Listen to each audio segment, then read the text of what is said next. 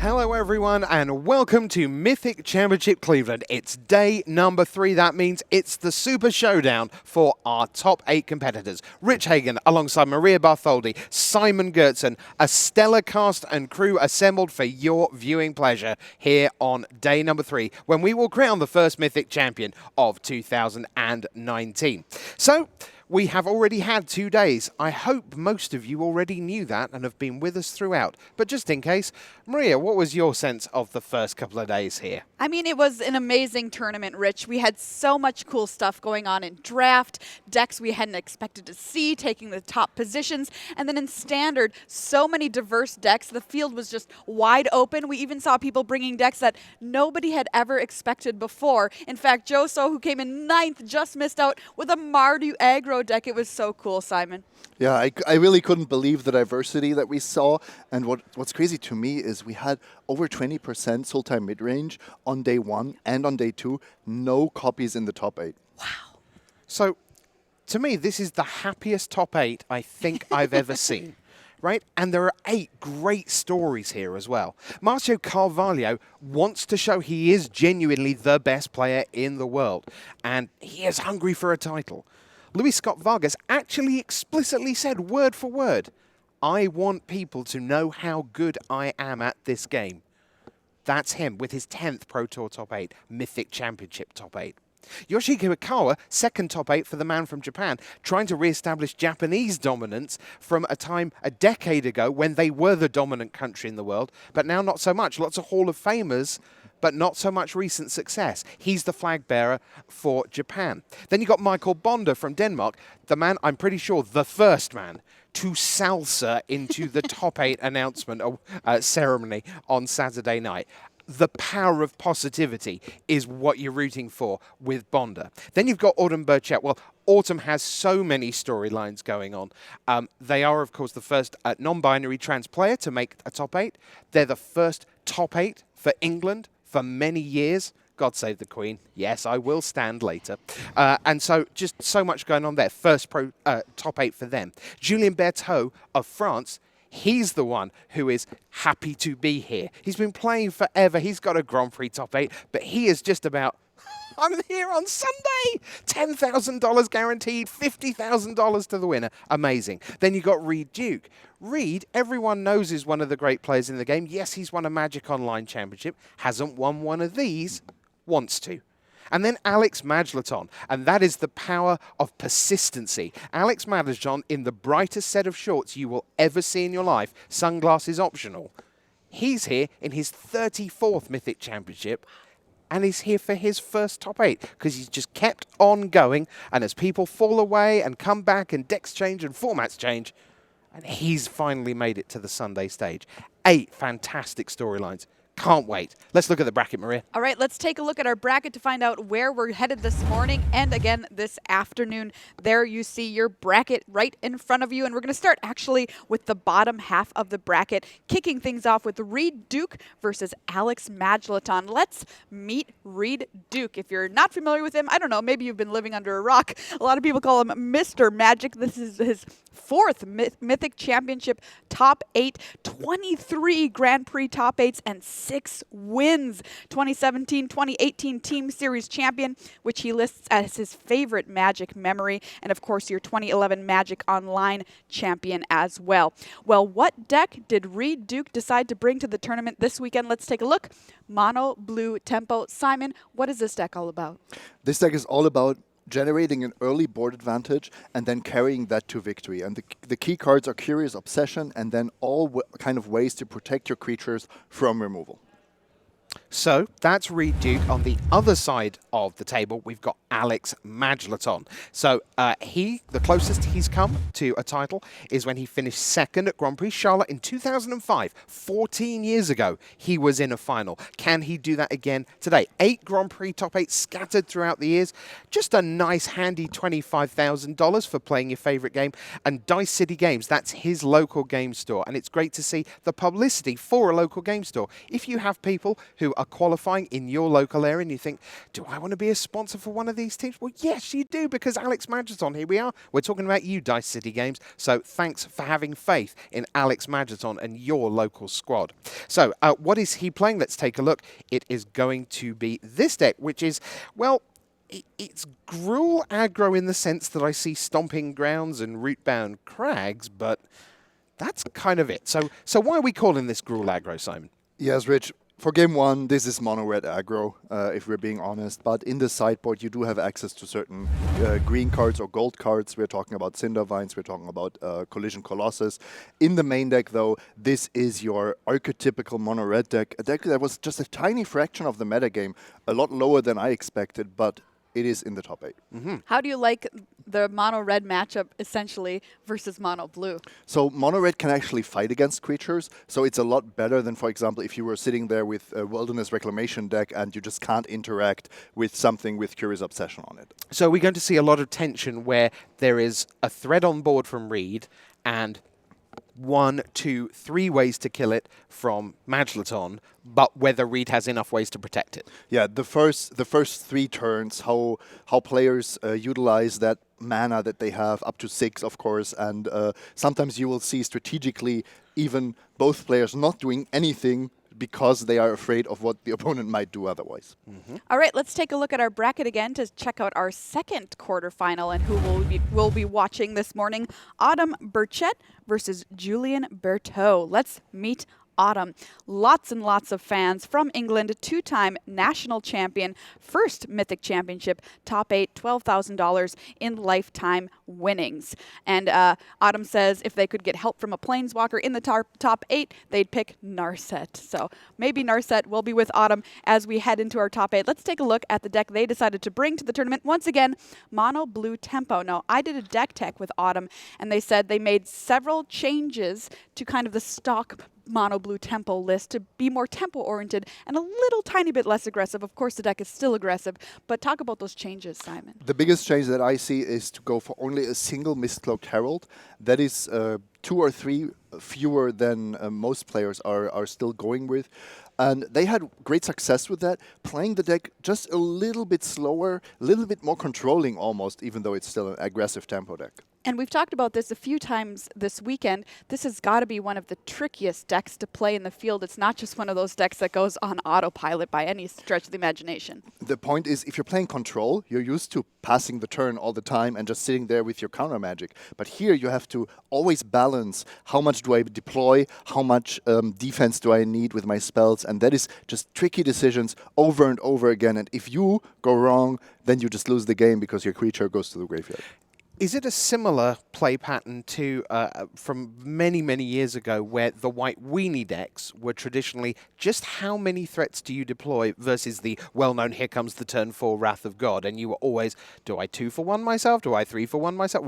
And there were expert players who just knew exactly how to apply the right amount of pressure at the right time. Exactly, but here it's not just creatures and master removal, because you do have this counter magic, so it's a little bit more dynamic. Sometimes a single creature with a Curious Obsession is what you want. Sometimes you need those 3 creatures to put on a clock on the opponent. And I really love the gameplay of Mono Blue. Watching games of that, it's always intricate, no matter the matchup. So that's Autumn Burchett, but we need an opponent, and we have one, of course, in the form of Julien Berteaux of France. Here he is from Team Baguette, one of the best team logos. Makes me hungry. Mythic Championship top 8 number 1. Also has a Grand Prix top 8. Second place at Grand Prix Warsaw, behind our own Eduardo Sajgalik, as it happens. So congratulations to him for making his first Mythic top 8. $10,000 in earnings already. He's going to double that at least this afternoon or this morning. We'll see how he goes. Once again, it's Mono-BlueTempo. Let's take a look at his list. This is pretty straightforward, Simon? Absolutely. You see actually here the 3 Mistcloaked Heralds. Both players have an Entrancing Melody in their main deck. So The mirror match, as you can imagine, is actually quite crazy. If one player gets the upper hand with Curious Obsession, it's really difficult to come back. But then you have exactly those counter magic fights. You have Entrancing Melody being a trump card already in the main deck. I remember Alexander Hayne, who made Mythic 1 with Mono-BlueTempo, complaining that suddenly he wasn't winning 80% of his Mono-Blue mirrors anymore because the opposition had caught up to him. He was only winning about 2/3. Shameful. All right, well, our players are ready, so let's head down to the feature match area for our first set of quarterfinals here at Mythic Championship Cleveland. To the booth here. My name's Riley Knight, joined by Paul Cheon, and I tell you what, I hope you got that AC pumping because it is about to heat up here at Mythic Championship Cleveland. Paul, we're about to head down to the feature match area and check in with Reid Duke and Alex Majlaton. They are seated, ready to go, firing on all cylinders. So let's not waste any more time. It's time for the first quarterfinals here at Mythic Championship 1.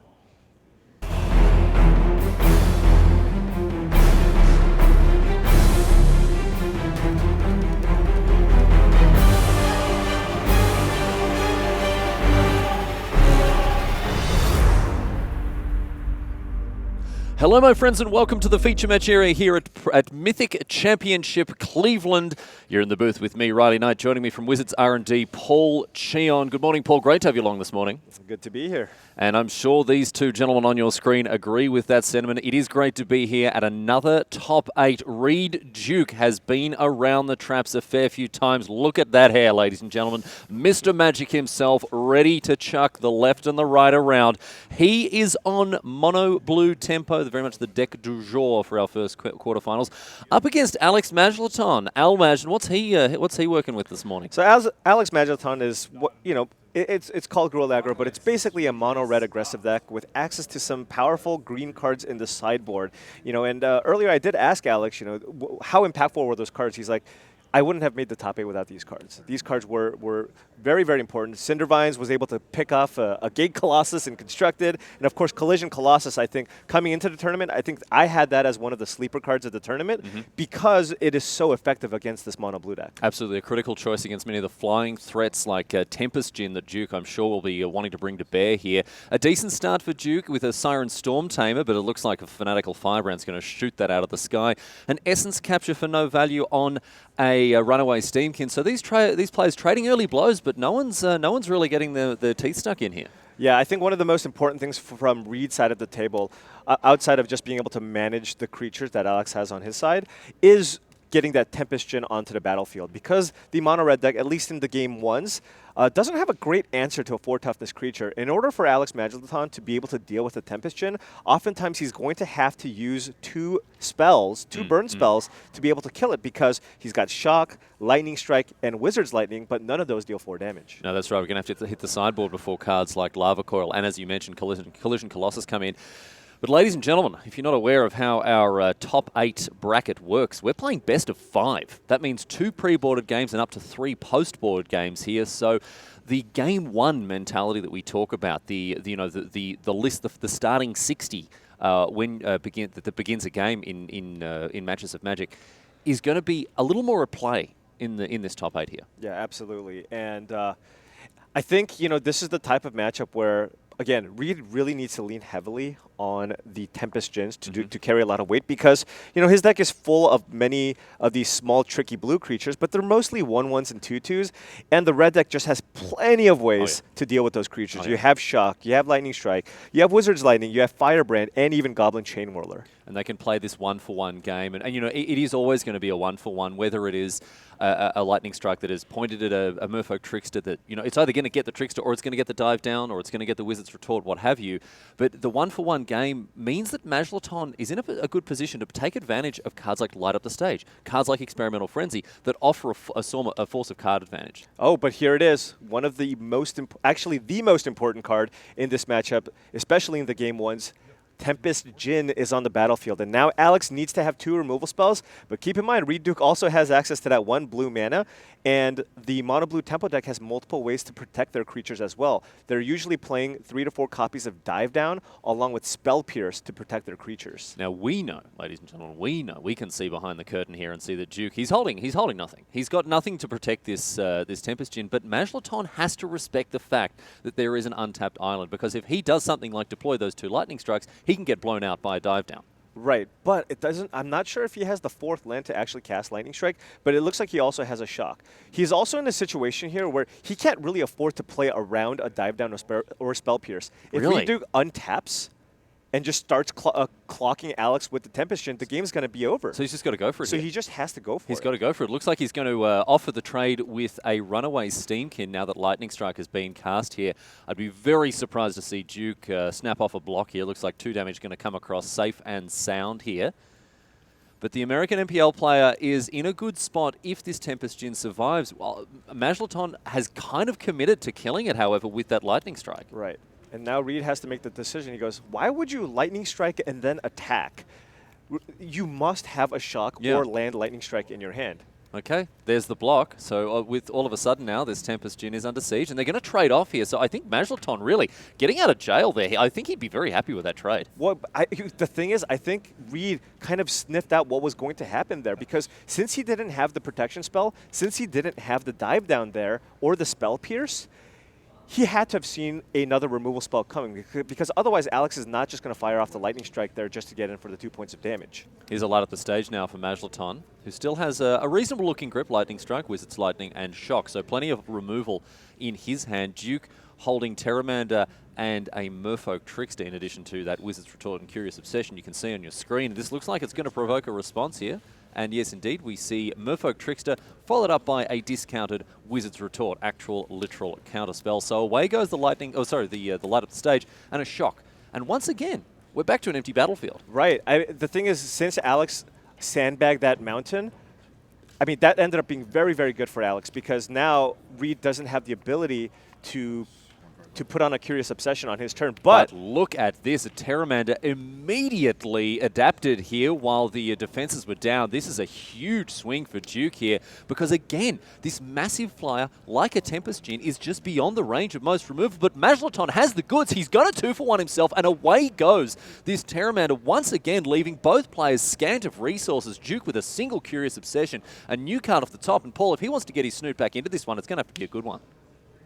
yeah, Majlaton. At this point, it's anybody's game, but you know, Reid has got to be pretty happy. It's turn 5 or 6 of the game. And he's on 20 life. He's sitting at 20 life. But keep in mind, you know, if you really think about it, the mono red deck or the Gruul Aggro deck actually has more card draw in the main deck than the mono blue deck. And that's what I'm saying. Duke has to get his foot into this particular door, because Majlaton is going to slam it home as soon as he draws a an Experimental Frenzy. Right. That card is just going to run away with the game here. Yeah, he's got 4 copies of Experimental Frenzy along with 4 copies of Light Up the Stage to kind of keep the cards flowing. And right now, Duke's, I mean, he's just getting pure garbage off the top of his library. Land after land after land.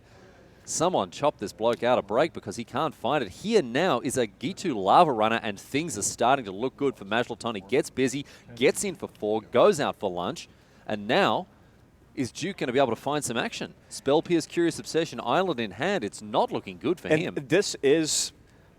I mean, at this stage in the game, this is part of why I think the Mono-BlueTempo deck did get a lot stronger, because now not only does he have the option, does he have the out of drawing something like a Tempest Djinn to get back into the game, Terramander is also a very strong draw. The addition of Terramander has given this deck a little more late game punch, but he still needs to find it. Needs to find something here. Double Island, Spell Pierce, Curious Obsession here for Duke, and Majlaton turning the screws. It's not looking good for the MPL player to the left of your screen. In come the Clowns for another 4 damage. Duke down to 2. Can he find something? No, it's a Shock. Maybe he forgets to pay for the Spell Pierce. Duke doesn't even run the numbers, and he's going to pack him up, and we're going to game number 2. An unfortunate turn of events there for Reid Duke, but Alex Majlaton really, after a flurry of interaction from both players in the early turns of the game, ultimately the draw just favouring Majlaton better, and he was able to turn the corner on that game. Yeah, I mean, both players were effectively hellbent at that point. They had no cards in hand, and it really just came to who drew better cards off the top. And as Alex Majlaton was the one who was able to string together enough threats early on, meanwhile, Reid Duke drawing cards like Spell Pierce and Island just wasn't able to get it done there. Well, that's that for game number 1 here at the quarterfinals of Mythic Championship Cleveland. Don't go anywhere, ladies and gentlemen. We've got to take a quick break, but on the other side of it, we'll be back with more Magic live from Cleveland after this.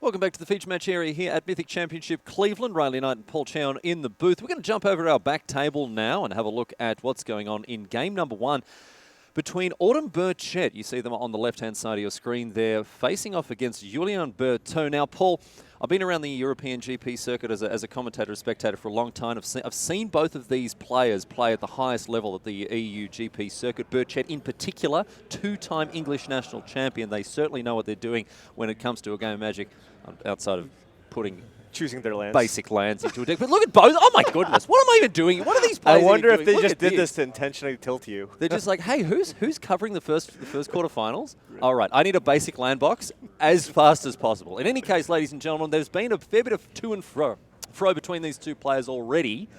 And it looks like right now it's the old Tempestuan a big boy fighting off against these smaller creatures on the left-hand side there. Terramander Merfolk Trickster with a Curious Obsession on the Terramander, and now a Siren Storm Tamer, a further defensive measure.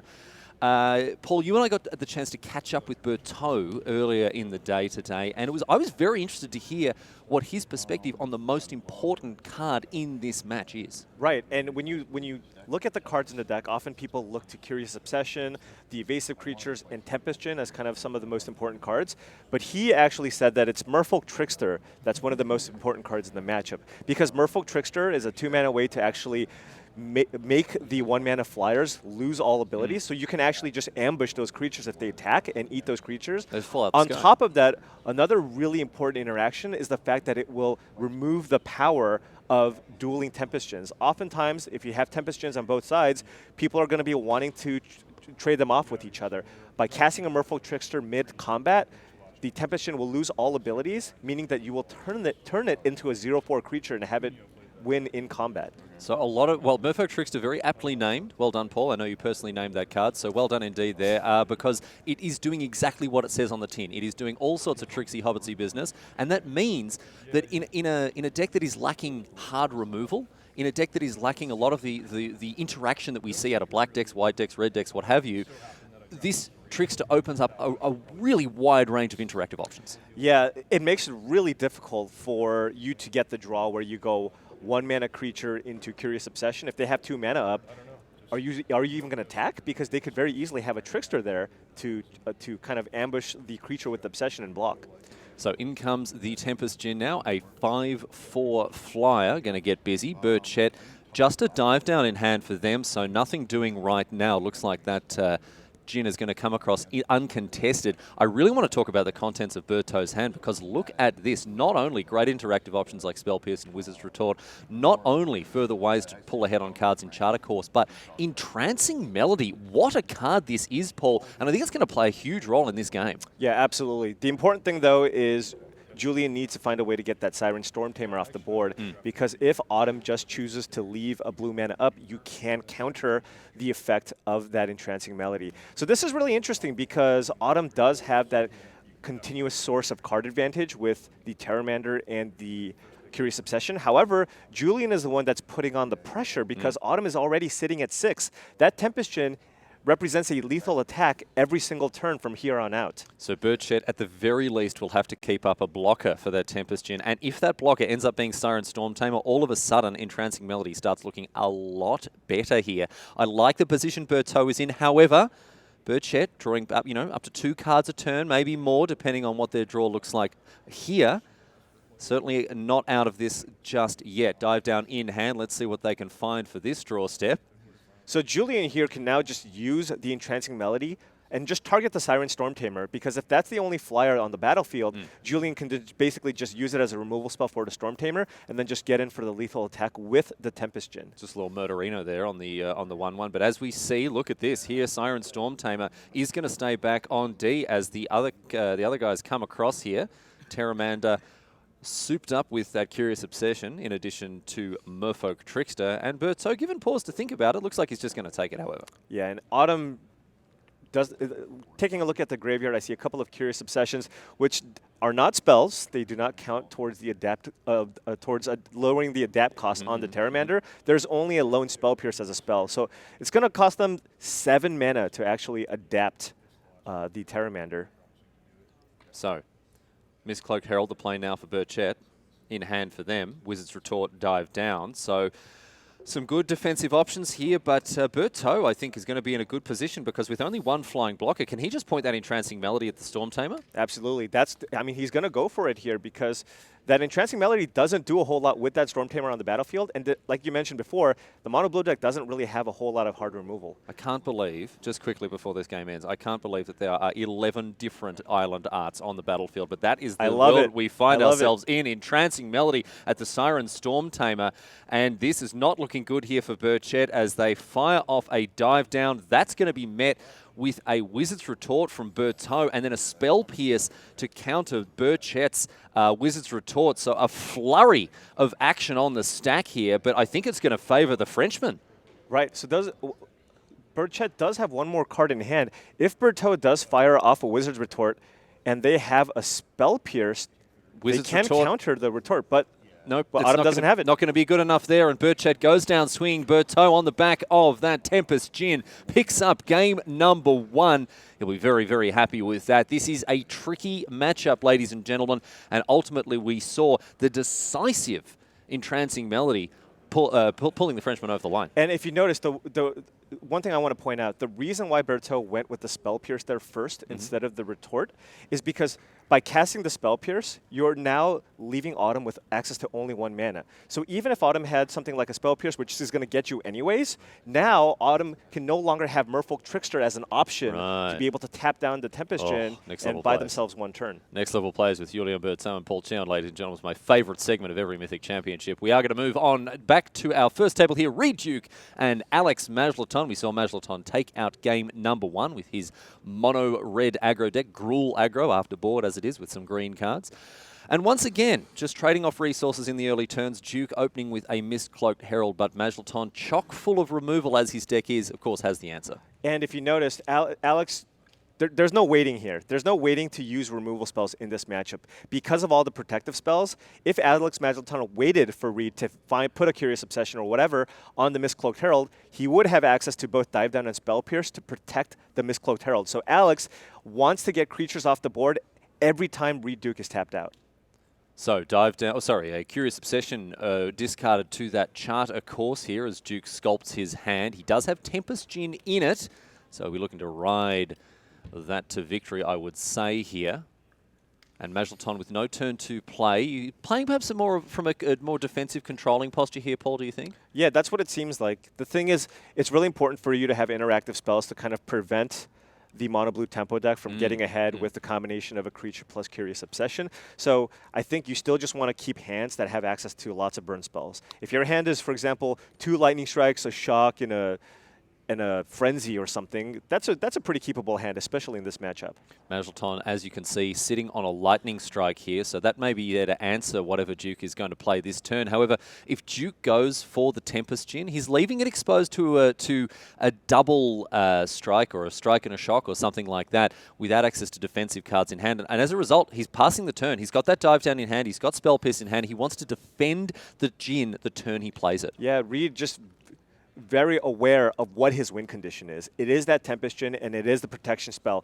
Despite the fact that it's kind of unlikely for Alex Majlaton to have 2 burn spells, and he would need exactly something like Lightning Strike plus Shock to be able to kill the Tempest Djinn, he doesn't want to take that chance. Because why else would Alex Majlaton keep this hand, right? He didn't play a 2-drop, so his hand must be a bunch of burn spells. Removal. So it's even more likely that Alex Majlaton has that unlikely combination of something like a Firebrand plus a Lightning Strike or a Shock plus a Lightning Strike. Well, Duke, anyway you slice it, playing safe by the water. Here is a light up the stage now. And this may prompt a response from Duke after this opt. He does have Spell Pierce in hand. Maybe just fire that one off. Yeah, this is a reasonable time because he still has a Dive Down for the protection against the Tempest Djinn. I like this a lot. Sorry, against the burn spells. I like this a lot. It looks like Duke is really going to start to pull himself further ahead here in this game. Tempest Djinn comes down this turn with the Dive Down backup, and Duke firing on all cylinders here, getting up and about as Majlaton is going to be hard-pressed to answer this Djinn through Duke's countermeasures. Yeah, this is going to be extremely difficult for Alex Majlaton. He has access to a lot of powerful options in the sideboard to be able to cleanly deal with the Tempest Djinn 1-for-1, but he doesn't have that in his main deck configuration. And this is the problem. If Majlaton goes for, I mean, not that he, well, with double Lightning Strike in hand, he can go for it. It's never going to work, and he's going to 2-for-1 himself because the second Lightning Strike will be answered by the Dive Down. Here, this is a better option. Committing to the board with a Goblin Chain Whirler, and now we'll light up the stage as well to keep the cards flowing. A different tack to be sure, but I mean, hey, he's got to keep himself in this game, Paul. I like this play because now you're putting yourself in a position where you can at least try to erase Reid Duke. Yeah. It's so likely here, right? Because he used that Spell Pierce on the light up the stage. It's very, very likely that he has another 1-mana protection spell, either it be a Dive Down or a Spell Pierce. So instead, Alex looking to try to put himself in a situation where he can at least try to race Reid Duke. Because if he went for the double Lightning Strike there, it's so likely for Reid to have some way to kind of blank the second removal spell. Yeah, I mean, Majlaton using the information from last turn after that Spell Pierce was deployed. He keeps that in mind. He goes, right, he's obviously got other cards to protect the Djinn, so I'm not going to mess with it here. And in comes the Djinn across for 4 damage. And Duke just passes the turn. In hand for him, Terramander, Merfolk Trickster, Dive Down, and Wizard's Retort. So plenty of ways to keep that Djinn around, Paul. Right. Yeah, this is going to be... This might be relatively close, but Reid does have both the Trickster and the Wizard's Retort, so I'm really liking his side currently. Fanatical Firebrand now for Majlaton. Another way to push through some damage, whether it's on the battlefield or on the stack here. And now Merfolk Trickster comes down as well. Looks like there will be no attacks from the Goblin Chain Whirler this turn. Oh, but this is actually pretty nice for Alex Majlaton. Now, Alex Majlaton has the ability to use... He has 2 Lightning Strikes with the Fanatical Firebrand. If the Firebrand resolves on the Tempest Djinn, he can then use Lightning Strike. Reid Duke then uses a counterspell, and then Majlaton can fire off another Lightning Strike to try to get that Tempest Djinn. I mean, he's devoting 3 cards to that, but ultimately the rewards will be there if he chooses to take that line. So a handy pickup here for Majlaton, that Fanatical Firebrand. Just 1 point of damage, but it's very important. Yeah, but I think it would have been... given that Reid Duke has both the dive down and a wizard's retort, it might have been in Alex's best interest to try to use these combinations of spells on his turn when Reid only had access to 2 mana. Now Reid has many different cards you could have. Yeah. Any combination of dive down, retort, and spell pierce, if he has 2 of those cards, it's going to be really, really difficult for Alex to be able to win this game. Slight misstep there from Majlaton. Didn't really pick his moment. Should have listened to Captain Jack Sparrow and found the opportune moment there, and unfortunately has missed it. He thinks, all right, no worries, here's another lightning strike. They say lightning never strikes in the same place. We're seeing that disproved today. Or are we? Reid Duke with a wizard's retort. No, sir.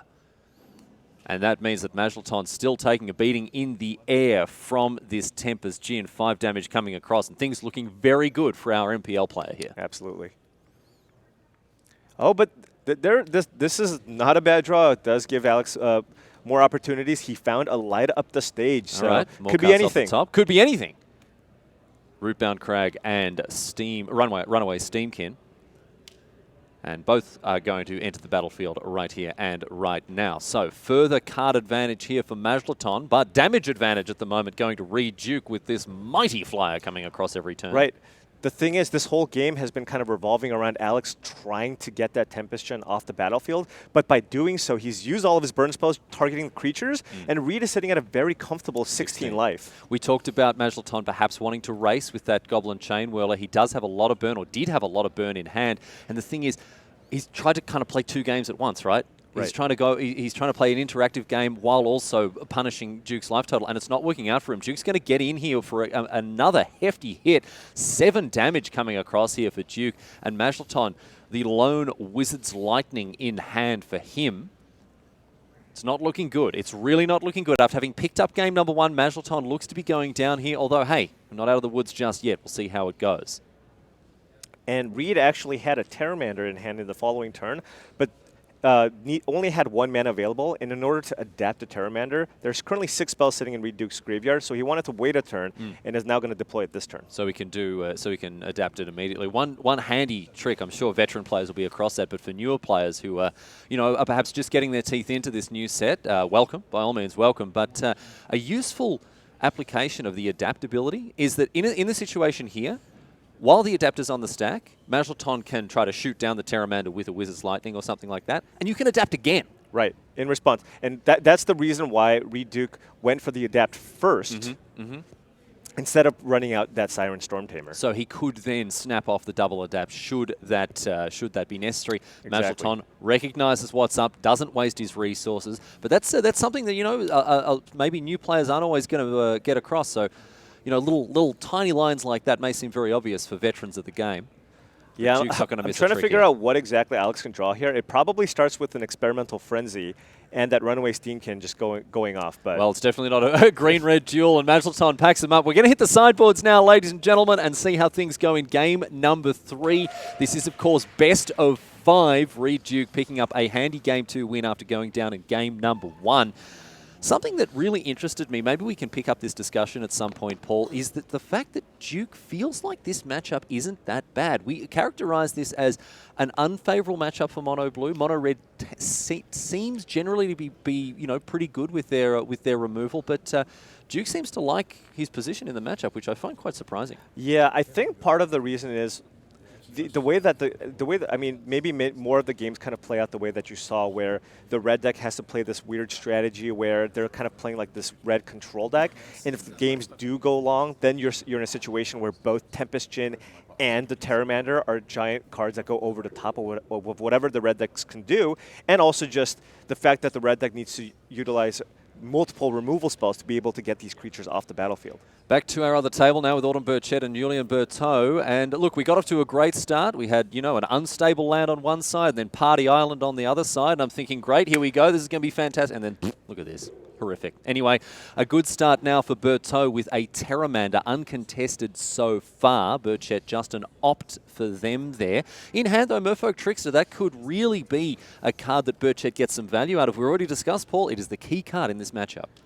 And here, for example, I don't think Julian's going to attack with the Terramander here, because if Autumn Burchett does have the Merfolk Trickster, it would be very, very bad. It makes the Terramander fall out of the sky, and then as a 2/2, the Trickster can just eat it up for breakfast there. And as a result, a very careful Julien Berteaux is going to keep the creatures back at home. He himself did talk about the fact that Merfolk Trickster is the most important card in this matchup, and I imagine he's going to grant it a lot of respect. And I don't expect an attack, and this is and here we go. Julian sniffed it out and chose not to attack because the Merfolk Trickster, of course, has the ability to remove all abilities from opposing creatures, which would then make the Pteramander lose flying, and Autumn would have been able to block the Pteramander. It sounds like both of these players are playing quite conservatively when it comes to getting into the red zone. Tim Willoughby, our floor reporter, mentioning to me that we saw both of these players really cool their heels when it came to getting busy, getting aggressive. But it looks like Burchett is taking a different tack now. Curious Obsession is enabling a big attack with this Merfolk Trickster. Not only 3 damage on the table here, but also that critical extra source of card advantage. 3/3 is just gigantic in this matchup. Yeah, it really is, right? Most of the deck is just a collection of 1/1 evasive creatures. If Julien Berteaux doesn't have a Tempest Djinn, he's going to be in a lot of trouble. And Burchett just has a very, very strong here because if you notice, they had an Essence Capture in hand, and at this point, Julian is kind of forced to be the one to force the action here. Yeah, and this is one of the advantages that Burchett is enjoying right now. They were on the play for this game, which is very important in any aggressive matchup, but particularly in this one, as it gives you the first opportunity to deploy a threat and then start to defend it. Oh, and look at this. That is a negate on the Obsession. Julian needs to get something going. And he has a Spell Pierce to answer it as well, handily here, Paul. So this means the Pteramander can start to get that value engine rolling. And across for 2, even 3 now. Wow, we're seeing a very different game this time around. Right.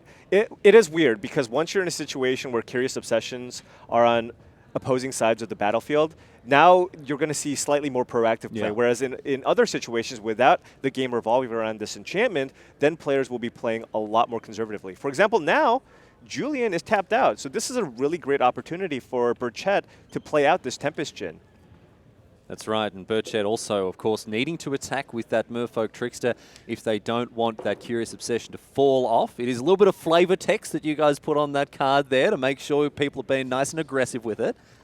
And it of course, just falls off the creature if no attacks are declared that turn. So Burchett happy to get in, I would say, however, for some damage. And here's that Tempest Djinn. I do have a confession to make. I've basically probably made every single mistake that you can with this deck because I kind of just took the list and just started battling without really looking at any videos of players playing or anything. So I've definitely run my 1-mana creature into a Merfolk Trickster. I've definitely tried playing a Curious Obsession on defense and have it fall off. Yep, just the so +1/+1. But keep in mind, with Curious Obsession, for example, if Julien Berteaux plays something like a Tempest Djinn, the creature enchanted by Curious Obsession doesn't actually need to attack. No, you just need to attack with something, right? Exactly. Yeah. So even if Berteaux just sends in the Siren Storm Tamer to keep that Curious Obsession around, that still does it. But overall, not looking good for Berteaux here. Paul, you've talked extensively about the fact that Tempest Djinn kind of rules the roost in this, in terms of just raw size, and that's exactly what it's doing here for Burchett. Yeah, and now Berteaux has to play a main phase Trickster to be able to attack with the Pteramander because, first of all, he's missed a land drop. He needs to find some lands to get this going. But on top of that, if he does nothing this turn, the Curious Obsession will fall off because that Tempest Djinn is just a giant 4/4 flyer that's just bigger than anything on the battlefield. We've seen both players aggressively chump block with creatures to prevent Curious Obsession from connecting, and I can tell you why that is. It's not my job too, Paul. I don't need to know anything about the game. I just ask you all the questions, and you're the one who has all the clever answers. But it was a friend of mine, Yamin, who pointed out that it doesn't matter whether you chump block or not, your opponent is still getting a card. Absolutely. And the thing is, Autumn, aware of the fact that Julian missed a land drop last turn, just really wants to continue just punishing Julian for having only those 2 lands in place. So the block makes a lot of sense there. On the face of it, you look, geez, that's bad. I mean, don't block a 2/2 with your 1/1. But the fact is, you're giving your opponent a card anyway, whether it's your Siren Storm Tamer that is dying or whether it's a card off the top of the library. So you may as well, as you say, stifle and disrupt your opponent's game plan, prevent them from drawing that land. And now another Tempest Djinn here for Burchett. That's huge. Berteaux really on the ropes. These guys are so big. 4/4 flyers, so difficult to answer here. And the Frenchman is under a lot of pressure. Yeah, Burchett, it's going to take it's going to take a lot for Julian to get out of this. I think this one is more or less over. Is it time for an RKBC? Time for a Riley Knight big call? Has Burchett got it? The two-time English national champion in a very commanding position in game number 2 here. And Berteaux, considering his options, he's missing land drops. He can't deploy the Tempest Djinn in his hand. And all of a sudden now, things really not looking good for the player from Team Baguette. Yeah. Creatures are smaller, less lands, less cards. Do you want to know, additionally, why they call themselves Baguette? I do not know. You don't know? So baguette, obviously the type of bread in France. Right. Baguette is also the French word for magic wand. Ah. So that's why you see the wand crossed with the thing. In Harry Potter, they were all waving around baguettes. Right, How good is that? How good is that? I would not have guessed that. That is a play on words that only French people would understand. For all the Francophones are loving it. They're Oh, yeah, slapping yeah. their knees. Their sides are splitting. Oh, my goodness me. But here now, Berteaux has fired off another Merfolk Trickster. Burchett with the answer, however, in the form of a dive down. And that is going to snag that Curious Obsession. No attacks available for Berteaux. And things just going from bad to worse here for him. Burchett firing on all cylinders, pulling further and further ahead now. These Tempest Djinns are just absolutely monstrous, and they are going to win the game here for Burchett, I would say. Absolutely. Julian's still stuck on those 2 lands. Not really a good way for him to be able to actually block these Djinns whatsoever. Even if he finds, for example, land number 3/4 Tempest Djinn, it's still just going to be a 3/4. Yeah. Meanwhile, on Autumn's side, they're 4/4, so he would just be chump blocking. Another Merfolk Trickster here, tapping down the other Merfolk Tricksters. Tricks of all kinds on both sides of the battlefield, but the biggest trick of them all is Burchett slamming and jamming with these enormous beaters. 2 4/4 flyers, a 3/3 Ophidian here, and now Berteaux hard-pressed to find the answers he needs to pull himself out of this mess. He's going to go down to 2 if he double blocks the Merfolk Trickster. And from that point, I mean, there's no reach, there's no direct damage now for Burchett with your opponent on 2, but still, you are sitting pretty at this stage. Right. There is basically no string of cards that Julian can put together that would allow him to get back in this game. I mean, maybe a chump block with the Siren Storm Tamer next turn, and it would even have to be another chump block with the Tempest Djinn, as you said, because if Berteaux finds a 3rd island, his Djinns just aren't going to match up to Burchett's. But has he got anything here? It's just a situation where Julian's chump blocking every single turn. Yeah. Yeah, it's not a sustainable position here for Berteaux. Deploys another chump blocker. Back to Burchett, or maybe even this one isn't going to resolve. No, an Essence Capture here for the English national champion. Meets a Spell Pierce. Okay, well, barely keeping his snoot above water here. Yeah, oh yeah, got him. Really got them there. I would have to, well, I don't know. I don't know about that. So now Julian has to run the triple blocks. We'll have no board. We'll be able to trade Merfolk Tricksters, and Autumn will have 2 lethal flyers. Yep. To an empty board on Julian's side, sitting at 2 life. It's not looking good. I don't think even think there's another. Oh, is this a 3rd one? Another one as well. Oh, and as Terramander as well. Overkill. Your turn, they say. Have you got anything at all that can get you out of this, my friend? Look at that stare. And no. They are ferocious, dude. Oh, my goodness. Oh, my goodness. So I was stood behind one of their opponents yesterday. Who was it? I can't remember who it was, right? But they're in the tank, and they're going, what am I going to do there? And Burchett just laser-guided daggers are coming from their eyes there at the opponent. Just absolute, no quarter given by Burchett there, and you see a handy win for them there. We move back to our front table now. Reid Duke and Alex Majlaton getting it underway for game number 3. Now, Paul, a very important thing has happened here. Sideboards are now in effect. Important green cards have come out of the board for Majlaton.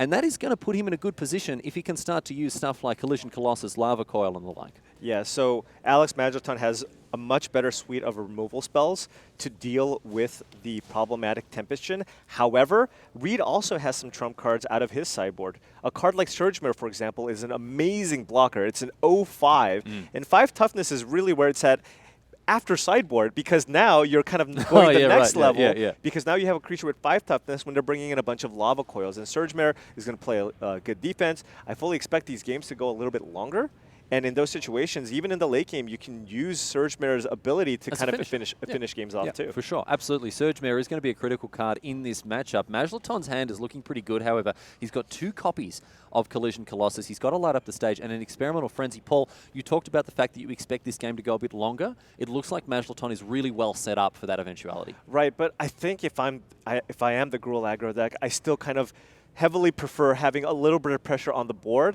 to go along with the removal spells. That's how you're supposed to win this matchup. If you just try to play a straight control game against the blue deck, you might be in some trouble.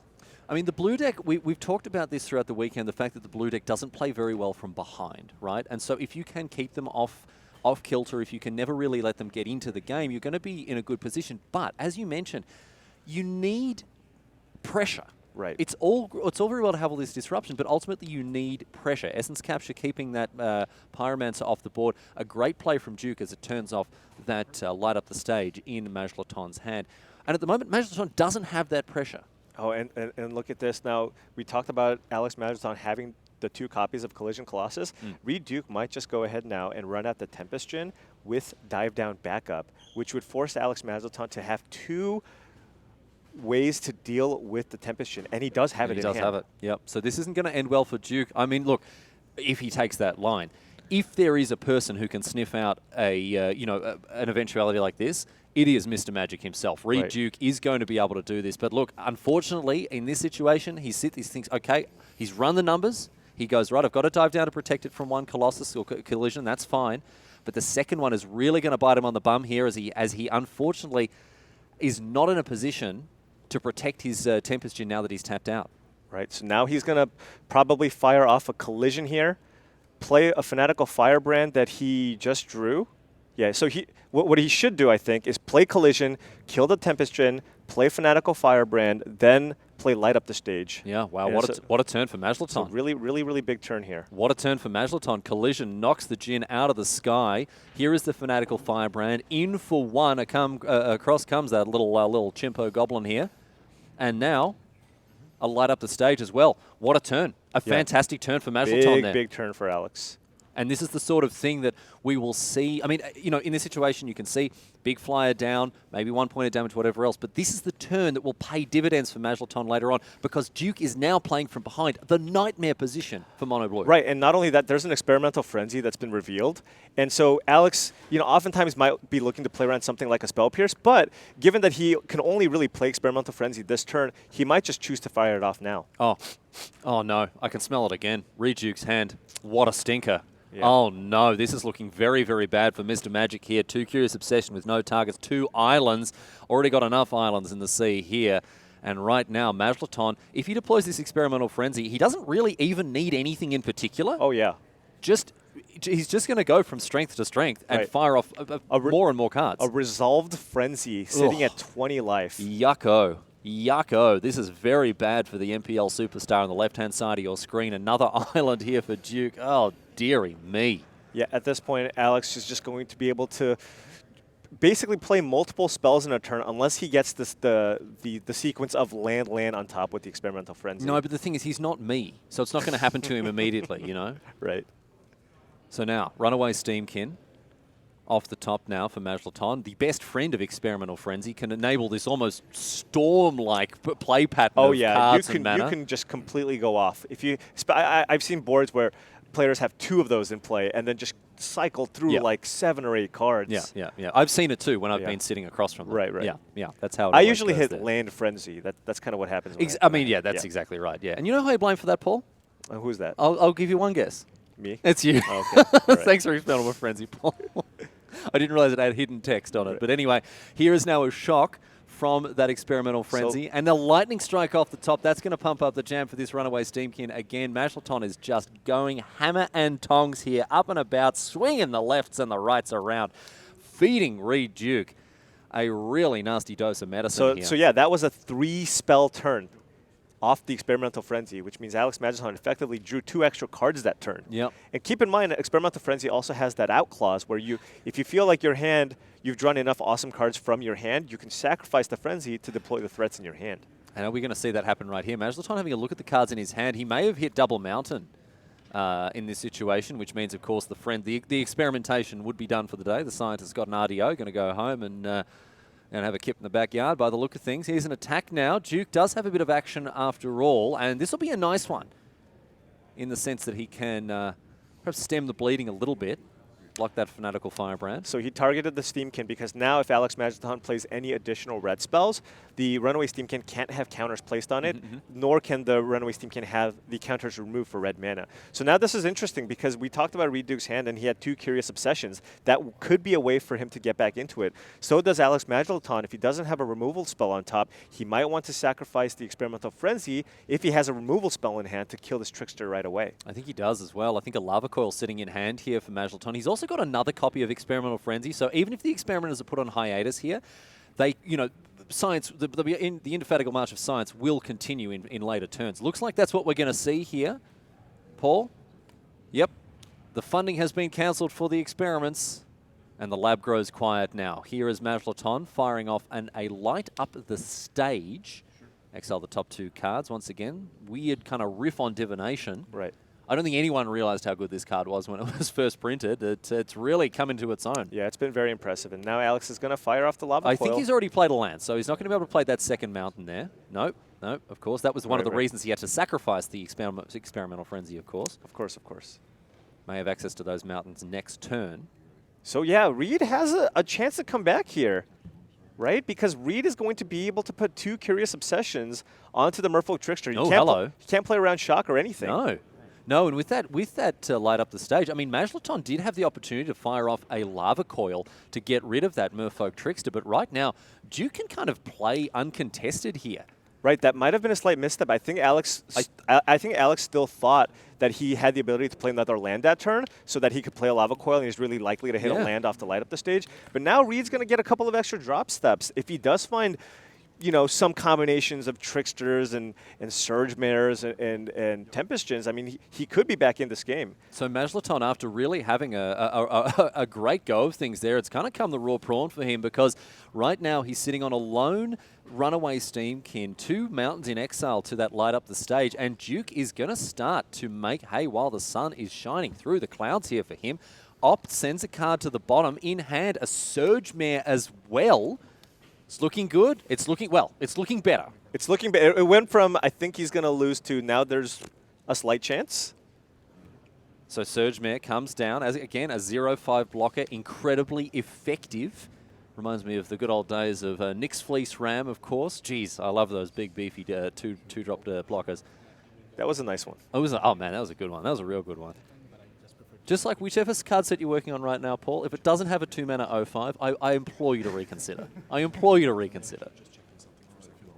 We've got a judge call on the table right now as the players firm up their understanding of a rules interaction. But this gives us an opportunity here, Paul, to talk about the sideboards. We've already discussed the fact that Majlaton has brought in Collision Colossus. He's brought in Lava Coil to kind of shore up this match a little bit. Let's talk about what Reid Duke might be working with. Yeah, so taking a look, I mean, you already see the Surge Mare on the battlefield. I think that's an extremely important card in this matchup because it's just so good at kind of slowing down the game and making it very difficult for the red deck to attack. Because even Runaway Steamkin, at its biggest, will be a 4/4. So if you want, the Surge Mare can just go in front of the Steamkin. There's really it just blocks everything. It just literally blocks everything. It just blocks everything. And 4 copies in the board here for Duke mean that he certainly identified this card as a key card. Absolutely. Anything else that jumps off the page for you here? I mean, there are some other options. It's a little bit different. You see cards like the Exclusion Mage and even something like the Entrancing Melody.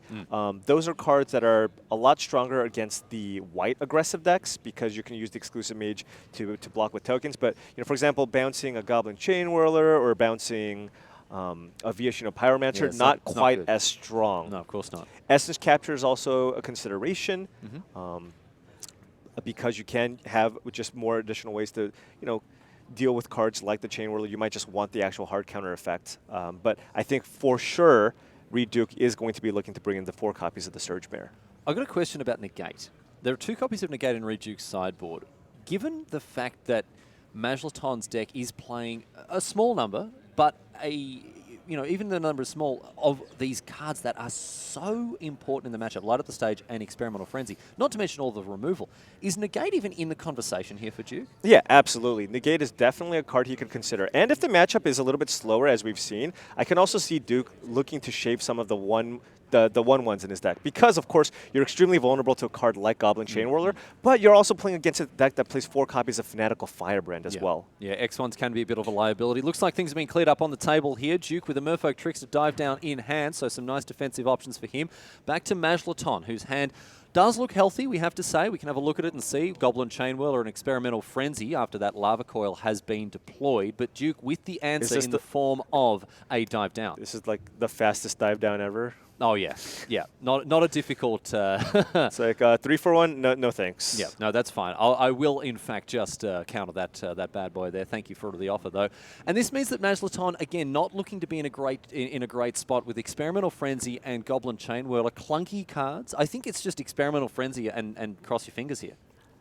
That's what it seems like, because although Alex might want to just get into a situation where he's racing. So now Reid's blocking. And this means that Goblin Chain Whirler can do 1 damage to finish off that right, Surge absolutely. Man. I don't think that's a bad choice. I really don't think that's a bad choice from Majlaton here, especially given that he has the extra mana from the Steamkin. Right, now that he has the mana from the Steamkin, he can actually play the Chain Whirler. On top of that, he can still play the Frenzy this turn. Yep, and still with, well, 1 mana to play with here. If you find something like a Shock, that could be useful. But, anything that is going to enable another activation of Runaway Steamkin. Played a land already for the turn, yes, so that's going to stay in exile. And unfortunately, Alex Majlaton suffering from the Riley Knight curse of never drawing well off Experimental Frenzy this time. Back to Reid Duke. Is he going to be able to get in with this Merfolk Trickster? Well, if anything, he's going to be able to force a chump block here, because Alex Majlaton does not want to give Reid Duke the opportunity to draw 2 cards. So we saw it in previous games in the Mono-Blue Mirror, but nobody likes the Mono-Blue deck drawing cards. So it seems like a reasonable block, especially with that Experimental Frenzy in play. Alex is just going to potentially have access to lots of cards here. I mean, if Majlaton really wants to look on the bright side of life, which you should always do, the Monty Python, they taught us that wise piece of life advice there. Did he just pass? No, it's an upkeep. Yeah, okay. It's so the Runaway Steamkin doesn't get any triggers. Okay, that's the first land. Does he have something here? That block with the Goblin Chain Whirler was kind of a 2-for-1. Yeah. It kind of was a 2-for-1. It prevented 2 cards being drawn. But here's a Fanatical Firebrand off the top with that Experimental Frenzy. So what's sitting on the top here? He's hit land, Fanatical Firebrand. That Fanatical Firebrand is a chump blocker. Oh no! So he can chump block and still fling the Firebrand to deal 1 damage to Reid. So Reid really would like, for example, if Reid drew something like a Merfolk Trickster, he would probably fire it off. Oh, But another curious obsession all but guarantees the fact that Duke will be able to get in for some extra cards here. Away goes the Fanatical Firebrand, just like you drew it up there, Dr. Paul, and Duke draws with the second Merfolk Trickster, finds another Surge Mare, and all of a sudden, the MPL player in the driver's seat of this game. Things looking good for the Mono-Blue pilot on the left-hand side of your screen. However, there's still a Frenzy in play, so anything can happen here. There's a Frenzy with a Steamkin on the battlefield. Never count the Frenzy out. All right, so potentially infinite mana available here for Alex Majlaton, especially if he finds another Runaway Steamkin. This is where Mono Red can really string together some busto turns. Let's see how it goes for our Dice City champion. Here is a Shock. Where is the Shock going?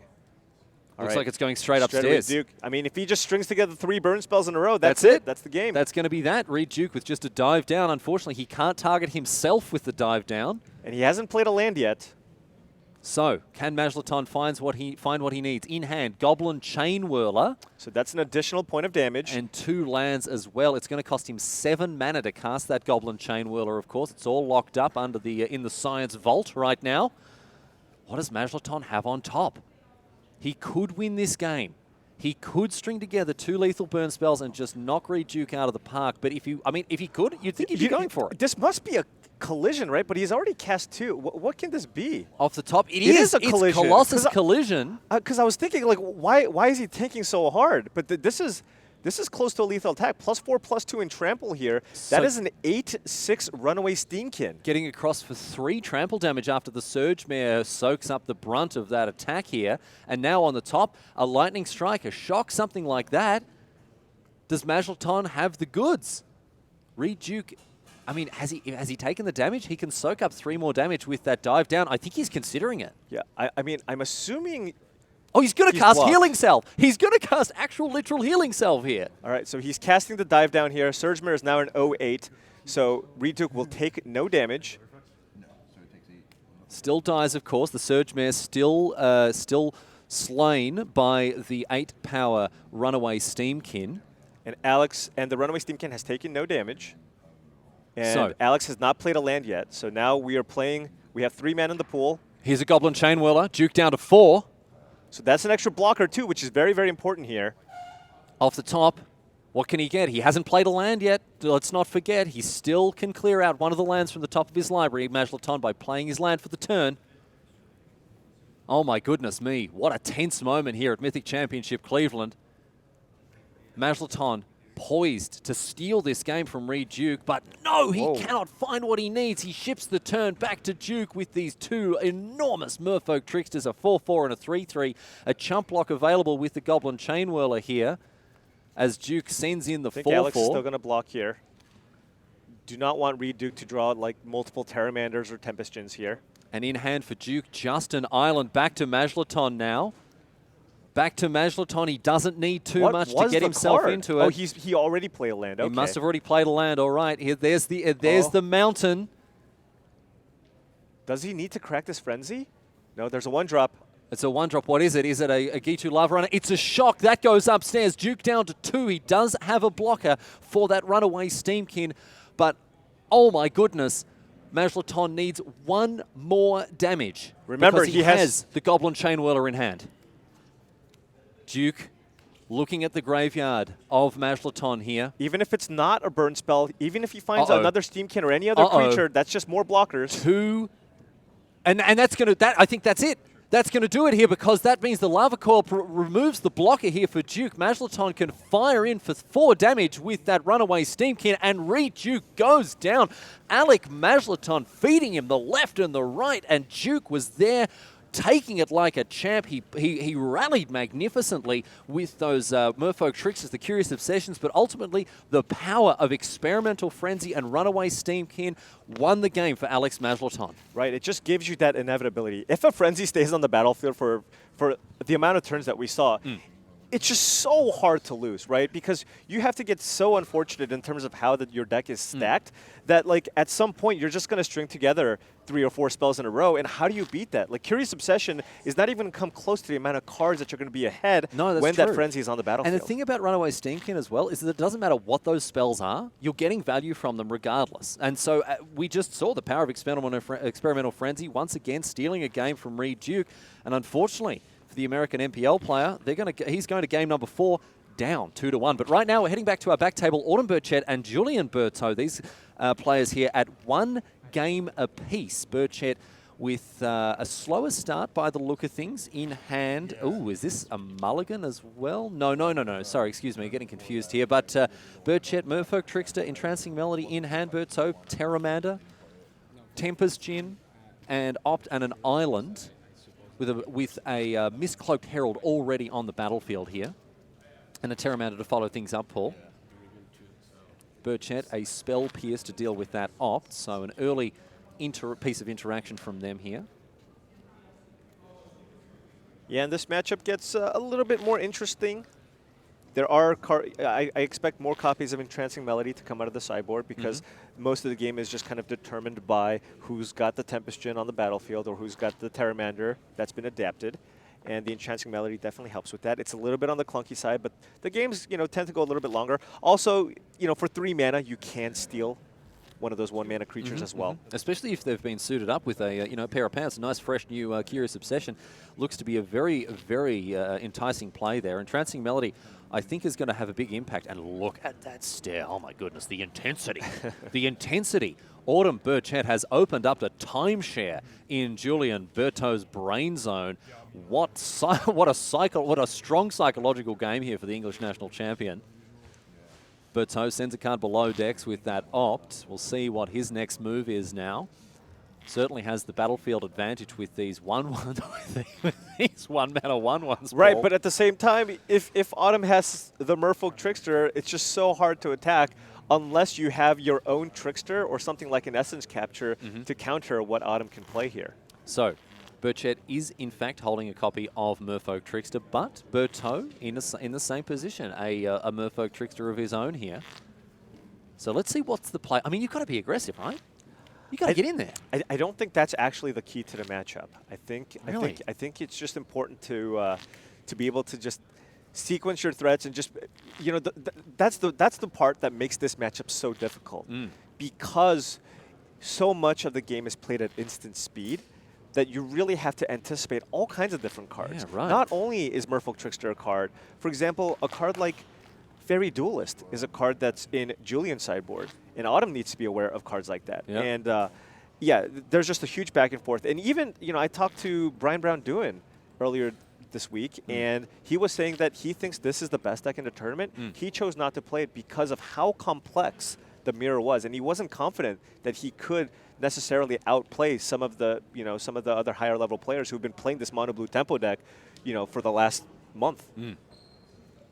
So Berteaux now choosing to take the more conservative line of just playing another Miscloaked Herald and passing. Burchett, however, well, they didn't come here not to attack, Paul. Right. They didn't come here not to attack with Merfolk Tricksters, Well, and so in it comes for 2 now. Trickster not the best blocker on this board of double Miscloaked Herald and I guess Terramander, that's so very true. You may as well. can only play one way there. Yeah, may as well just get in here, and that's exactly And what now Burchett Julian's does. thinking to himself, all right, Autumn's played out one Trickster. What's the likelihood that they have another Trickster in hand here? Because now can I attack? Well, looks like Berteaux thinks that, yes, indeed, he can attack. Burchett, I think, might have another copy of Merfolk Trickster. I didn't get a great look at their hand, but I think this is what we're going to see. And this means that Berteaux is kind of priced into firing off his own Trickster, right? Right. So this is really interesting, though, because now you have this weird next level thing where you go, okay, I kind of, maybe Berteaux wanted Autumn to play out this Trickster, because now Autumn only has access to 1 blue mana, right?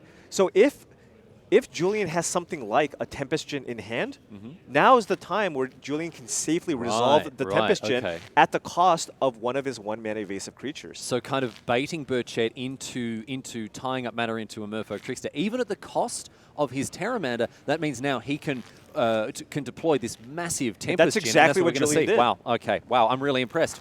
I'm really impressed. It's such an unintuitive and unorthodox line here, but Berteaux is being paid dividends because now he rules the skies with this Tempest Djinn. Right, and Autumn has Entrancing Melody in hand, but is 2 mana away from actually being able to steal the Tempest Djinn. And that means that in that time frame, this Tempest Djinn, it could do a lot of damage. It really could. The thing is, Berteaux has to be thinking about Merfolk Trickster. He has to consider the fact that Burchett might have a third, in which case an attack with the Tempest Djinn would be a disaster. Yeah, but at this point, you just have to, it's kind of a numbers game. It's just how likely is it for your opponent to have the third Trickster, and you have to push your advantage. And so at this point, if you're in Julian's side, I think you just have to kind of go for it Just here. shove. Right. Yeah, just get in there. And it looks like Berteaux's going to do It's exactly just so that. extremely unlikely for your opponent to have the third Trickster. And also, I mean, the other thing is Berteaux does have a Trickster of his own.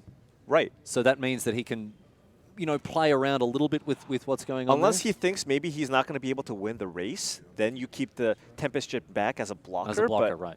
But I kind of like attacking with the Tempest Djinn. But it looks like he's going to play a little bit safer here and just attack with his 2 unblockable creatures. In come the Miscloaked Herald, of course. Burchett unable to line up any blocks against those 1/1 unblockables. The Merfolk Tricksters sitting idly by, having a bit of a swim in the lake as the Miscloaked Heralds get through for 2.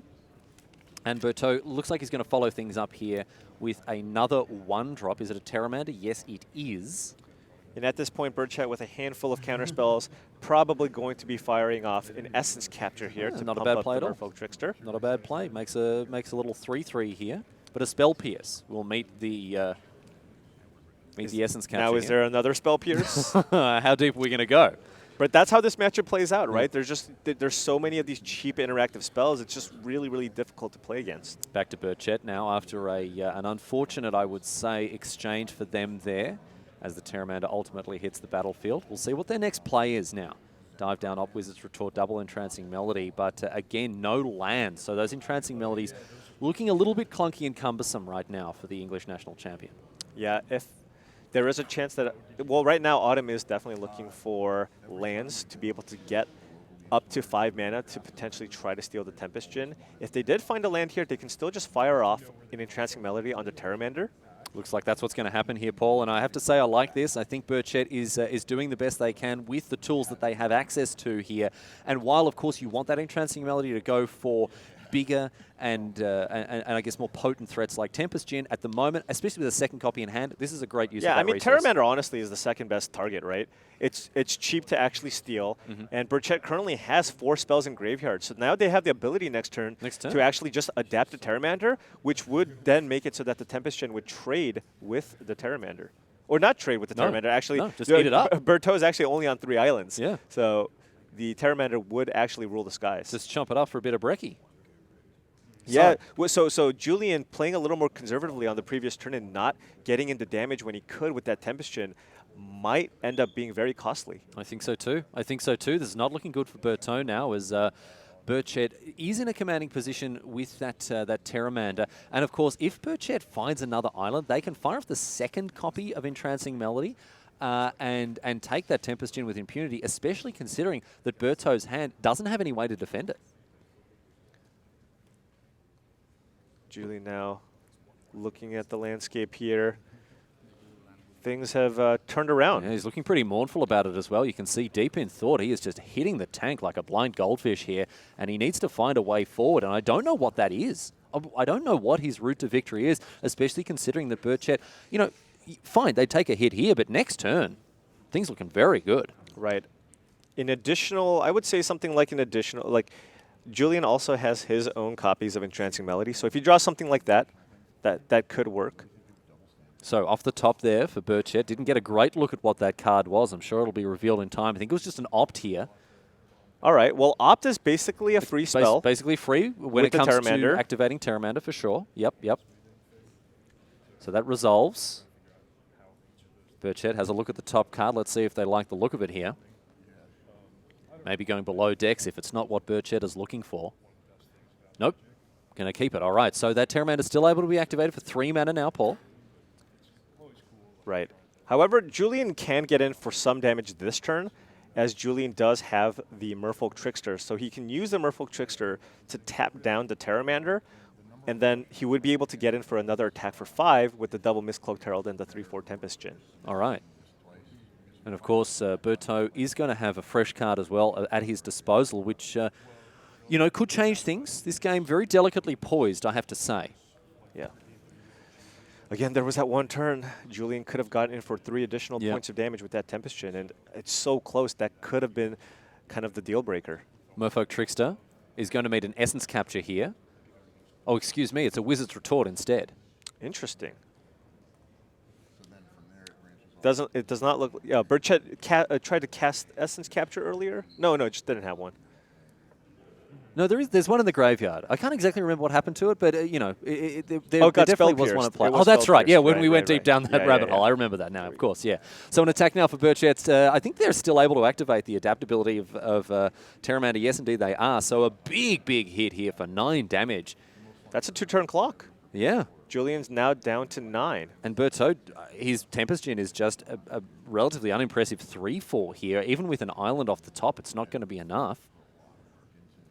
So again, Burchett is just making plays that, while aren't, you know, the best case scenario plays, stuff with things like that Entrancing Melody, just using resources in the best way possible to pull themselves further and further ahead. And that's exactly what's happened here. In come these Mistcloaked Heralds once again, but that's a puny 2 damage. Right. Now Julian has to keep the Tempest Gin back on defense because of the lethal attack that's represented by Autumn. All right, so Burchett now might even be in a position to push through the lethal this turn, given the size of their creatures on the battlefield. Here is Entrancing Melody to take out this Tempest Gin, and nothing doing in hand for the Frenchman, just an Essence Capture and an island. And so over it goes, the switching, shifting loyalties of Julien Berteaux, who he has been white-anted by the Benedict Arnold-like creatures that he brought to bear, and a sigh of relief from Autumn Burchett. You saw the laser-like focus they had during that game, but a slight shake of the head. Maybe they weren't so confident about how that one was going to, how the chips were going to fall that way. Yeah, it was looking a little bit dicey because touch and go. Julian was the one that had the Tempest Gin advantage, and Autumn needed to string together some lands and get some spells into their graveyard. Hope that Julian doesn't have a Spell Pierce or a Dive Down to protect the Terramander for the Entrancing Melody. A lot had to kind of go right for Autumn to be able to come back and scrap back into that game. We move back now to our first table, Reid Duke and Alex Majlaton. We've seen this mono-blue versus basically mono-red matchup a few times already, but now Duke is fighting for his life at 2-1 in the favour of Majlaton. A single game win here for the Dice City Games hero will get him into the semi-finals. Yes. Fanatical Firebrand to kick things off, but a Surge Mare for Duke, who may have mulliganed to 6 by the look of things. But yeah, Alex with basically the free attack here could have something like a Lava Coil to finish off the Surge Mare, which is huge. That's one of the more impactful sideboard cards that Reid's going to bring in, and Alex is very, very relieved to have that off the battlefield. So a Tempest Djinn now for Duke. However, I mean, given that Lava Coil has already been deployed, it may be that Majlaton is going to have to 2-for-1 himself, a Lightning Strike in addition to that Fanatical Firebrand in hand. I think he will. I think that's what we're going to see. I mean, look, you got to do what you got to do, and away goes the Tempest Djinn.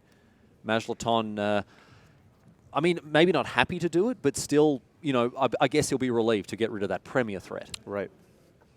Back to Duke now in hand for him. Siren Storm Tamer, dive down, Essence Capture. Has he got another Tempest Djinn as well? And he's got to be feeling good if he did have something like a Tempest Djinn, because Alex did have to use Lightning Strike plus Firebrand. If he had something like another Lava Coil or a Collision Colossus, he would have fired that off instead. So now, if Alex does have a way to kill the Tempest Djinn, he would have to 2-for-1 himself to really get it off the battlefield. And if he wants to get rid of this one, it's going to be another 2-for-1. He can do it. He's got a shock in. Oh, no, excuse me. He doesn't have another source of damage. I thought he might have had a second Lightning Strike, but no. And this means that this Tempest Djinn is going to rule the skies. And with Reid Duke having a copy of Dive Down in his hand, Paul, I would say that right now things are ticking along in his favor. Right, but both players are basically trading damage at this point, right? Because there's the Goblin Chain Whirler going up against the Tempest Djinn, and it really comes down to just kind of the contents of both players' hands. But it looks like Reid has a pretty stacked hand here. It's looking really good because Merfolk Trickster is going to be able to prevent Majlaton from getting in for damage should Duke choose, and while still enabling him to defend his Tempest Djinn. But it's Siren Storm Tamer instead. I like this. Another defensive option, a way to keep that Tempest Djinn alive, but no land for Duke, unfortunately. Right. Now Reid has two ways to protect the Tempest Djinn with both the Siren Storm Tamer and the Dive Down in his hand. Let's see what the next move from Alex Majlaton is. In hand, Runaway Steamkin, Viashino Pyromancer, and a Shock. So not a whole lot here in order to deal with the Tempest Djinn. So Alex Majlaton's best bet here is just to go for a race here. So he's probably going to run out the Steamkin into the Pyromancer. And we've seen the power of Runaway Steamkin already in this matchup. And Majlaton will be happy to have one online. Here it is. Very powerful card indeed. Pretty stringent deck building requirements come with the card, but hey, it works real well with other cards like Experimental Frenzy, light up the stage. And Majlaton now considering whether he wants to hold this Shock or deploy a Viashino Pyromancer. Although I think he's in a situation where he's looking to kind of race, but maybe he's smells something like an Essence Capture right now and is just looking to not play it out. So Duke does have the Essence Capture, is going to put a +1/+1 counter on the Siren Storm Tamer. And this is a pretty bold move from Duke because it's saying, hey, you don't have a Collision. You don't have a Lava Coil. Right. And as it is, Majlaton just with a Shock now to take down that Siren Storm Tamer. Duke now with a 4/4 gets busy. And again, we could see Merfolk Trickster on pseudo-defensive duty, keeping that Chain Whirler out of the red zone. Well, now that Reid's used the counter magic that he had in hand, now he's going to use it to prevent the damage. Yeah, and I like this as well. Duke really going all in on the racing plan, deploying another creature to push through some more damage, but another Goblin Chain Whirler is going to hold down the fort very well indeed. This is going to be close. It's going to be close. It's funny because, you know, a 3/3 first strike doesn't seem like the biggest body, but it's a huge roadblock for any non-evasive creature out of Duke's deck. Yeah, and Alex Majlaton did get rid of that Surge Mare that was on the battlefield, which would have served as a great blocker against those Chain Whirlers. So now Reid has to think, okay, this is the situation. Am I actually going to be able to outrace? Because I can attack for 4, but Alex can attack me back for 6. And by saying go, that's telling me that Reid didn't draw anything relevant, and he wants to play a slightly longer game so and kind of wait for a way to find an answer to one of those Chain Whirlers. Here is a Fanatical Firebrand. Oh, and that was actually a very reasonable draw for Alex Majlaton, because now he can freely attack with the Goblin Chain Whirlers, and if Reid Duke chooses to block with the Tempest Djinn, with the first strike damage on the stack, Alex Majlaton can sack Fanatical Firebrand to finish off the Tempest Djinn. But an Essence Capture is going to stymie those plans. A tidy draw from Duke there, and that also pumps up the Tempest Djinn. Now, the other thing to consider here, Paul, is the fact that Duke does have a dive down in hand. That would mean that Majlaton, were he to take that line of attacking, and then using the 1 damage with the Firebrand, Duke would have the answer. And that'd be disastrous for Majlaton, because then he loses the Chain Wheel. And now getting this extra counter on a Tempest Djinn is also huge, because Alex Majlaton can no longer draw Lava Coil as a way to cleanly answer the Tempest Djinn. He really is going to need Collision Colossus. Which does 6 damage, right? Which does 6 damage, which would be his way to deal with this Tempest Djinn. A tight spot here for Alex Majlaton. And we'll see if there's any way he can wriggle out. Because the thing is, if Duke finds like a second Tempest Djinn or another Terramander, or a Terramander here, just another beefy, evasive threat, he can start to get that damage train rolling once again while still holding down the fort. Right. So this Terramander currently a 1/1. There's currently only 2 spells in the graveyard, so it will take 6 mana to adapt. But Reid Duke does have a dive down, which I assume at some point he will use, which will then lower the cost of the Terramander. All right. Well, Majlaton at the moment looks like he's hellbent after playing that land. Back to Duke, a dive down in hand here for the American MPL player. And as he draws ever closer to adapting that Terramander, once again, Paul, he is looking to get himself in a position to start to get some damage in. Right. So if Reid draws an island, he can put Alex on a 2-turn clock. If not, he might still have to think over his options. He might choose to keep the Tempest Djinn back for a turn and still attack for 1 with the Terramander. Well, let's see here. The pace of play slowing down a little bit as these players consider their options, but it looks like Reid Duke, he's on the all-offense, no-defense plan here. I like this approach. You got to get it done. He is sitting at 12, so there's nothing Alex can really draw here that would just threaten lethal. And another Tempest Djinn as well. A great defensive option here for Duke. This is going to hold off those Goblin Chain Whirlers. And off the top, it's a collision here for Alex Majlaton, a Collision Colossus. And that might change things, because that's a clean answer to those Djinns. That is a clean answer to those Djinns, but Alex is now currently sitting at 7 life. Now, if Alex uses a Colossus, like, first of all, he's going to just make an attack, right? He's going to make an attack, and Reid Duke is going to need to block. If he does use Colossus, on the Goblin Chain Whirler to attack through a Tempest Djinn, if Reid Duke does choose to chump, then I don't think that's actually going to be lethal. No. But Reid Duke can then attack back. And keep in mind also, Reid Duke is sitting with a dive down in hand. And this is the other thing here. So the Colossus does open some options for Majlaton, but I still think Duke is going to come away looking pretty good out of this whole exchange. Colossus an option here, or the Collision, of course, can remove the Djinn in theory at least. But Reid Duke, I think he's going to have the final say here. Yeah, absolutely. Currently, with the way the board is, it forces Alex Majlaton's hand, and he needs to just use a Colossus here to attack through. So this is going to be a 7/3 Chain Whirler, which will then attack through the Tempest Djinn and get Reid Duke down to 9. Or a 7/5, right? 7/5, rather. And then the other Chain Whirler will get in for 3. Okay. So Duke now, if he wants to save his Tempest Djinn, he can fire off that dive down. But that doesn't even save it, right? Also, Alex has no cards in hand, so Reid, he can't use a dive down to save the Tempest Djinn, because of course that would only give it 7 toughness. But he can also choose to fire off a dive down here. Well, no, I guess that wouldn't change it, because if he used a dive down, it would cost 1 mana to adapt the Terramander. So Reid currently just needs to find a land. Land is lethal. If he finds a land, he can adapt the Terramander and get in for a whole stack of damage here. Duke on 6, Majlaton going down swing, but it all depends on what Duke has found. He's found a Merfolk Trickster. That can That's a lethal tap down attack. the blocker here, and across they come. 7 damage exactly here. 5 from the Djinn and 2 from the Trickster. And Reid Duke, he had the sweats there for a while, but he gets himself across the line. And game number 5 will determine our first semi-finalist here out of Reid Duke and Alex Majlaton. That was one turn too late on the Collision Colossus. Yeah. Had Majlaton drawn it a turn earlier, this game could have looked completely different. But the combination of Reid Duke finding that second Tempest Gen and Alex Majlaton drawing that Collision Colossus one turn too late is what just kind of decided the outcome here. But that was a lot closer than it looked, because it looked like Reid just had it completely stabilized, but Alex just running out a couple of those Goblin Chain Whirlers made it so that Reid actually couldn't attack for a few turns. Yeah. I mean, I think Majlaton did the best with the tools that he had, but ultimately not enough against the MPL superstar there on Mr. Magic. Equalizes at 2-2. We'll check back in with our back table now. We have, of course, Autumn Burchett, two-time English national champion, and Julien Berteaux from France, his first Mythic Championship top 8. I believe both of them actually in their debut Mythic Championship top 8 here. And only one of them can head through to the semis, and we're going to find out who in a very short amount of time. These players are in the process of shuffling up, getting ready for game number 4, I believe. And perhaps we can talk a little bit more about the sideboarding that these players would have done as they headed into these post-board games. Some of the key cards on both sides here, Paul, I'm interested to get your take.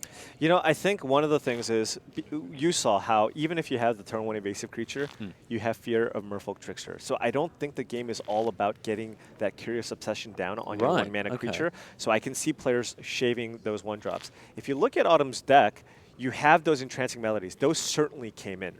And on top of that, Essence Capture is a card that I can also see come in, because one of the most important things are the Terramander and the Tempest Gen, and you can just kind of play this draw-go game, and Essence Capture just does a lot of work. Also, a lot of your creatures are kind of small, so putting an extra counter on a Merfolk Trickster or even a Mistcloaked Herald can do a lot of work. Yeah, I mean, this has been one of the cards we looked at, you know, coming into RNA, coming into Ravnica Allegiance, and I was just like, this is a clear upgrade, right?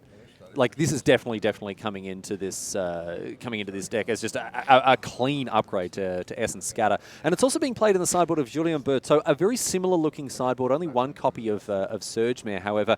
Still some good options for him to bring in order to contest what Burchett will be up to. Right. I think, yeah, both players are going to be having the full copies of the Entrancing Melody, but Burchett also has to play around Fairy Duelist, which is actually quite annoying in the matchup. You have, of course, the Siren Storm Tamers that you're likely going to keep in the matchup, because it does give you an additional way to protect your creatures against cards like the Entrancing Melody. But if your opponent has 2 mana up, they can have now an additional card. There's a 5th card that can completely hose you. Really if you attack. punish you for it. So it's that's one thing to be mindful of. And having that one just makes it so that it just adds a new dimension to a game. It's like playing against somebody who has something like Spell Pierce, right? Even if they have one, you often just have to play around it, and you're just like, God, this feels bad. There's always and sometimes players play worse as a result of that. Well, we're going to get stuck into game number 4 here. Burchett poised to make their way into the semi-final if they can just pull off one more game win here. Berteaux is going to have to rally and pick up 2 on the Trotsky if he wants to get his way into the semi-final and not get knocked out in the quarters here. Burchett fires off an opt turn 1. Berteaux, no play turn 1 or turn 2, although his hand doesn't look too bad. You know, I actually would have considered just running out Merfolk Trickster that turn, because Autumn Burchett does have something like an Essence Capture in their deck. So if you run out the Merfolk Trickster, you now have a wizard on the battlefield. There's not a whole lot Autumn can do to respond to that. And then on the following turn, you have the ability to play Curious Obsession on your Trickster with Wizard's Retort backup. But look at this. Burchett's hand completely bereft of lands here. And even after 2 opts, it doesn't look like they've found their second island. And you keep the hands with the island and the opt, and sometimes this just happens. And sometimes, as you say, it just happens. I mean, you know, we would often say something like, "Oh, this is a loose one, a loose keep, a 1-lander," that sort of stuff. But with cantrips like that, you think you're going to find your second land. Burchett, unfortunately, having to discard now Wizard's Retort to hand size. And Berteaux all of a sudden in the driver's seat. Absolutely. Having both Curious Obsession and Wizard's Retort in hand. Uncontested as well. Yucko. I don't see the way that Burchett can easily get themselves back into this game. A really tough position here, because we've talked already extensively about the fact that the mono-blue list doesn't play well from behind, and Berteaux is just absolutely gunning for the finish line here with a huge start. Burchett not offering anything in the way of resistance. Right, and Berteaux doesn't even keep the Wizard's Retort. He wants to just continue keeping on the pressure. Honestly, the Mono-BlueTempo deck can't really do anything turn 2 for you to punish you for not having access to Counterspell. So this is totally fine. And also on top of that, Berteaux found a dive down. Got a dive down. Just in case. Easy game, easy life. Berteaux well and truly getting this one done in very convincing fashion. Let's see. I mean, Burchett's route to victory is a long and winding road at the barest minimum. Merfolk Trickster this turn perhaps to stem the bleeding, but a dive down just means that Berteaux can effortlessly continue his onslaught here. Yeah, so Berteaux has a couple of options. He can just choose to retort here, or he can choose to trade dive down for the Trickster's ability and then just attack with the Trickster and force the trade. That way you still have access to the Wizard's Retort in case Burchett plays something like Island Tempestgen, which could be problematic. I mean, that's how it starts, right? Right. That's how Burchett's campaign for victory starts here. So I think the dive down is going to be a good pick, but Berteaux... So who doesn't like drawing cards? I mean, this is the thing, right? You know, you get a Curious Obsession, you've got creatures to attack with, you're not going to... This is very much a 1+1 situation here, Right. Paul. Looks like the Merfolk Trickster does resolve, so I think Berteaux is going to fire off the dive down, Paul, and I like that play. Right. Because this does force the chump block if Autumn wants to prevent Julian from drawing a card. I suppose Autumn can also just choose to take the damage here and give Julian a card. It just depends. On top of that. It depends. But Julian is happy with either result. Either this is the thing. Either one is fine because Berteaux is still up a card. This, I think, you know, older players are going to listen to me saying this. Go, yeah, of course, this is very obvious. But I think from a newer player's perspective, you look at a decision like that, and it's not as clear cut as many players would think. Berteaux is getting a card one way or the other, so all of a sudden you're having to look at it from a different perspective and decide, do I want a 2-2 on the battlefield? Do I want to sacrifice my 2-2 to prevent my opponent from drawing a card? That's a question you ask yourself. Right. And it looks like Burchett is happy to keep that Trickster around. Or maybe not happy to, right. but is not happy to let Berteaux draw an extra card, but that's the way that it's gone. So by keeping the Trickster around, now Autumn has the ability to play any number of creatures here to then go for a double block to try to get that Trickster off the battlefield. Siren Storm Tame at the play now for Burchett. Berteaux with the opportunity to counter it thanks to Wizard's Retort in hand. Let's see if he wants to take that. No, not going to take that opportunity here. So now Berteaux has an interesting spot here because now Autumn is representing a double block here to trade with a backup. With the backup. With the backup of one blue mana. With 1 mana up, with that Trickster and the Obsession in place. So Berteaux has the ability here to run out Entrancing Melody or an Exclusion Mage. And if he does do that, then he can get in another attack and try to find another card off the Curious Obsession. But the thing is, Burchett just has 2 copies of Dive Down and a Spell Pierce in hand, and I think Berteaux has to respect that 1 mana that's been put up so heavily that I don't think he can play into Does it. Berteaux have a Dive Down here? That would be very, very strong. Or is Berteaux just happy here with the trade, get that empty board, and then just running out that Tempestgen? Yeah, just a 3 for 2 here. It seems reasonable for Berteaux. I don't think there's anything you can do based on how his hand looks here, right? Right. If he doesn't have a Dive Down, this is just going to be Is he just a on? clean trade. Is he just well and truly embracing the fact that the Oscars are on, and he's like, I'm going to get myself a best Well, the thing actress is, there's performance no here? reason for you to try to sell the fact that you have a Dive Down, because if you had it, you're just going to use it. Yeah, exactly. It's like there's no. I don't know. I don't think there's going to be a late registration. Oh, for the Academy Awards. You know what he was tonight. thinking about? What's he doing? He was thinking about how he should be ordering blockers. Righto. Okay, so deciding which of these creatures he wants to slay here. But I think a dive down from Burchett's going to keep them both around. And yeah, so this is big. Yeah, I mean, Burchett is we said that their path to victory is going to be a long and winding road, but a journey of 1,000 miles begins with going and buying yourself a pretty rock-solid pair of shoes. And that's exactly what Burchett is doing here, trying to keep their creatures around, making sure that Berteaux's position is as compromised as possible. Yeah, and Berteaux playing this very conservatively, not using the counter magic there, and now he's in the very, very tricky, awkward spot here. Had he just used a counter spell, for example, to get the Siren Storm Tamer off the battlefield, this would be a lot simpler. Yeah, this would be a lot simpler. But now there's the clean trade, but now Autumn has the opportunity to draw a land here and play out a Tempestgen if they draw one. Yep.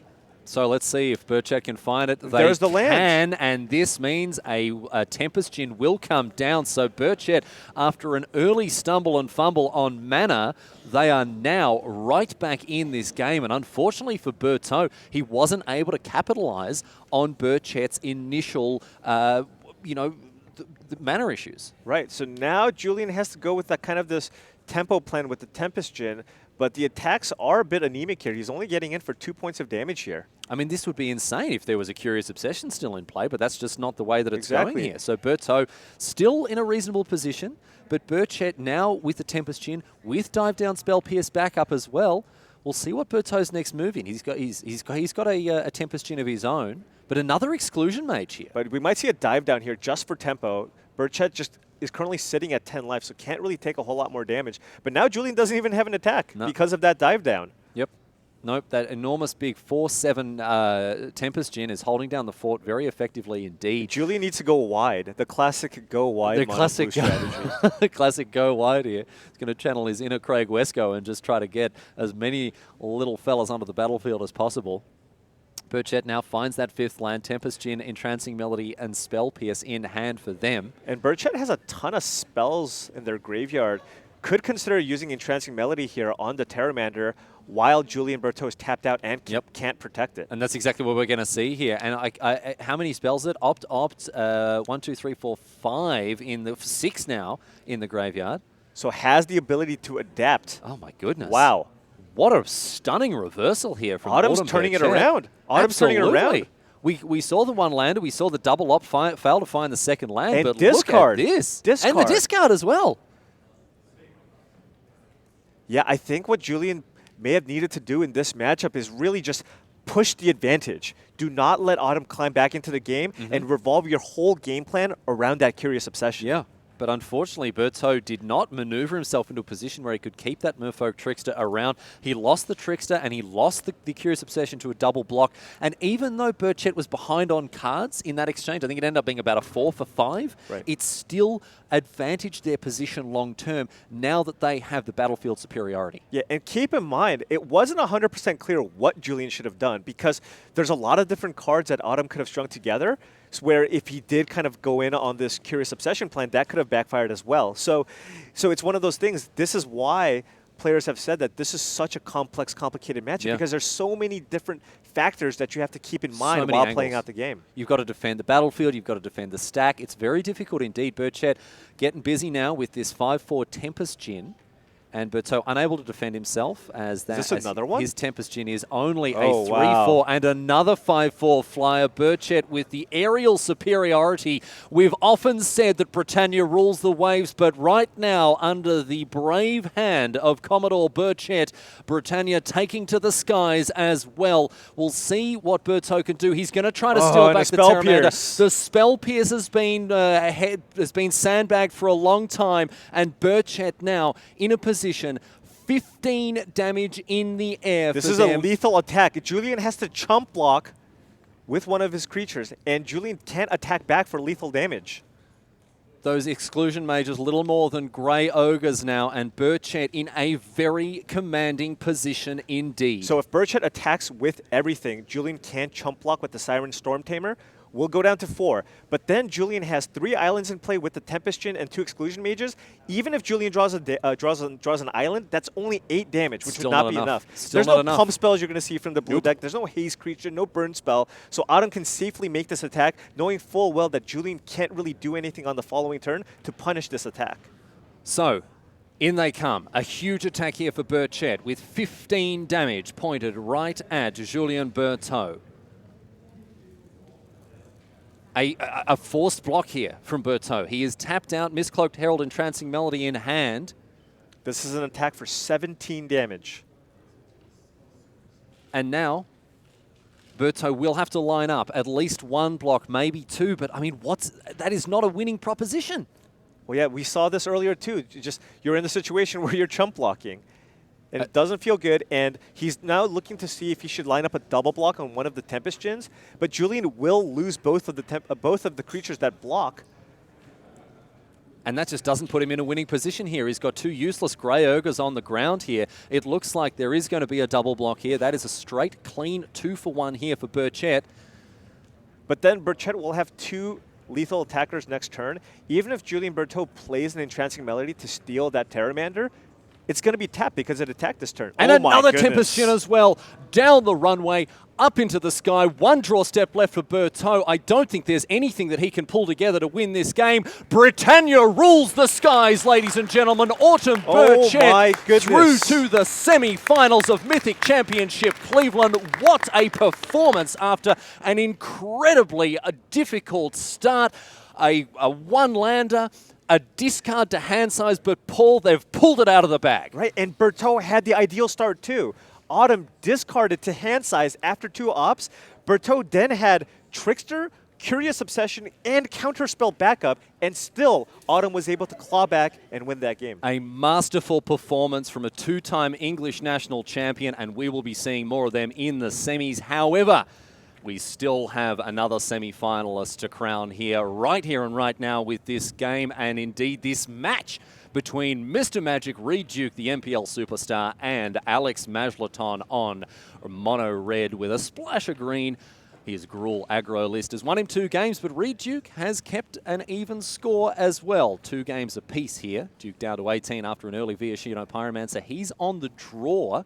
And you have to say that gives Majlaton an early advantage. Absolutely, and this is an ideal start. Just getting something on the board here with the Pyromancer. But Reid following it up with the Surge Mare. I mean, the thing with the Surge Mare, though, it doesn't have any power, so Alex can freely attack with the Pyromancer, and any combination of the various burn spells that he can have in his deck can finish off the Surge Mare. That is what he chooses to do. And this is just a clean 1-for-1, right? I mean, you look at what... So Reid Duke has played a card that says blue, gain 3 life, your opponent discards a card. And that's fine. Fine. 2 life here, it's not great, but...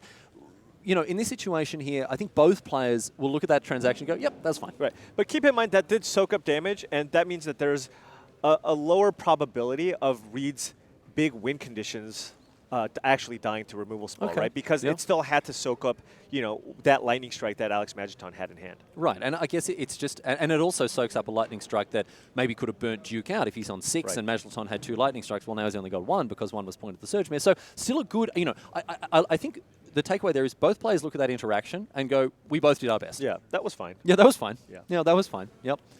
But right now, we're going to have a Fanatical Firebrand get eaten up by an Essence Capture, and that turns the Pteramander into a 2-2 flyer. Not bad, but there's an important consideration here, Paul. You cannot adapt. And now Alex Majlaton can attack. Will Reid Duke take the trade? And again, just interactions where both players are just happy with what's going on. That's fine. I'll take it, for sure.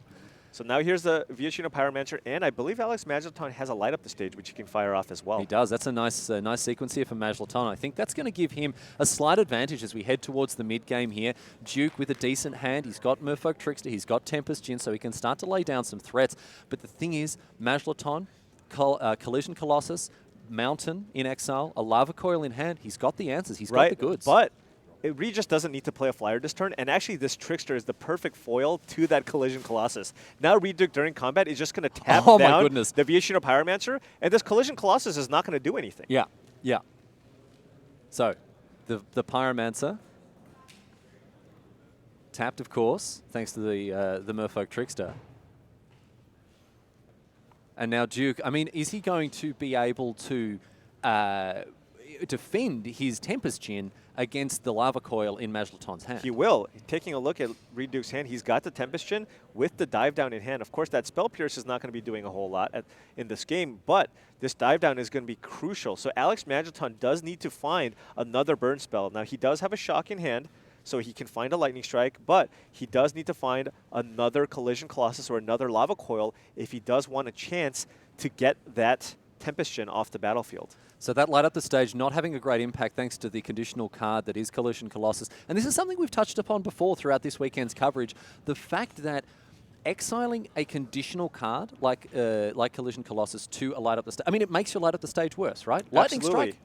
You just point at the dome. Light up the stage is much better in Game 1 situations because your all the spells in your deck are burn spells. So when you hit light up the stage, you're able to at least target your opponent with those burn spells. But when you start bringing in cards like Lava Coil and Collision Colossus, oftentimes they're just not going to have targets. That's a little bit mitigated by the fact that when you have specifically Collision Colossus, if you did have a creature in play, you can use Colossus to get in for the extra point of damage. I mean, but against Merfolk Trickster, yeah, it's pretty bad, man. Right. It's pretty bad. And as a result now, Duke has really been able to upend the value that Light Up the Stage was supposed to provide here. He's deployed his Tempest Djinn. He's got both Dive Down and Spell Pierce as backup options. And Majlaton has to be thinking in this position, I'm in a tight spot. I don't know how I'm going to get myself out of this one. He's going to need to find Lava Coil. Or, we saw it in the previous game, Experimental Frenzy. Yeah. I mean, he's got a Lava Coil in hand. It's not going to be enough against what Duke is working with here. And a bold attack. A bold attack, and I think a good one, given the fact that Majlaton in hand, Lava Coil, and Shock. So giving himself options. Oh, yeah. I really do like this attack. Because now if Reid Duke chooses to block, he can't actually save the Tempest Djinn. So I think, hang on. So if Duke goes block, immediately cast Dive Down, right? If he's got the read, then that invalidates the Lava Coil, but that doesn't solve the problem of the Lava Coil being there in later turns. Right. But the thing is, Reid also doesn't know if Alex Majlaton has something like a Collision Colossus. If he just goes block, Dive Down, and gets Collision, because that's an instant. Then he just straight up loses his Tempest Djinn. So I don't think he's going to do that. He can pretty safely take 2 damage here, and then just kind of go for the Tempest Djinn. And Alex has to fire off this Lava Coil. Majlaton just like, look, you've got it or you don't, and Majlaton recognizes, well, this time you got it. Duke fires off that Dive Down, and the Tempest Djinn fights another day here.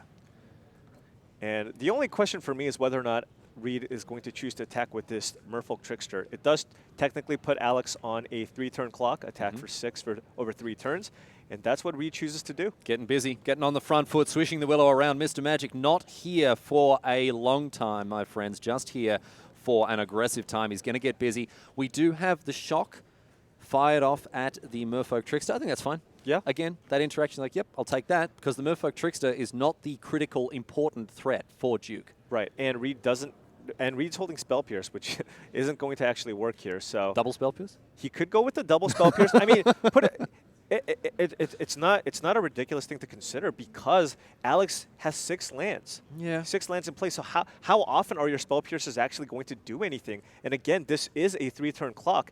He might actually go for the double Spell Pierce. I think he's going to do it.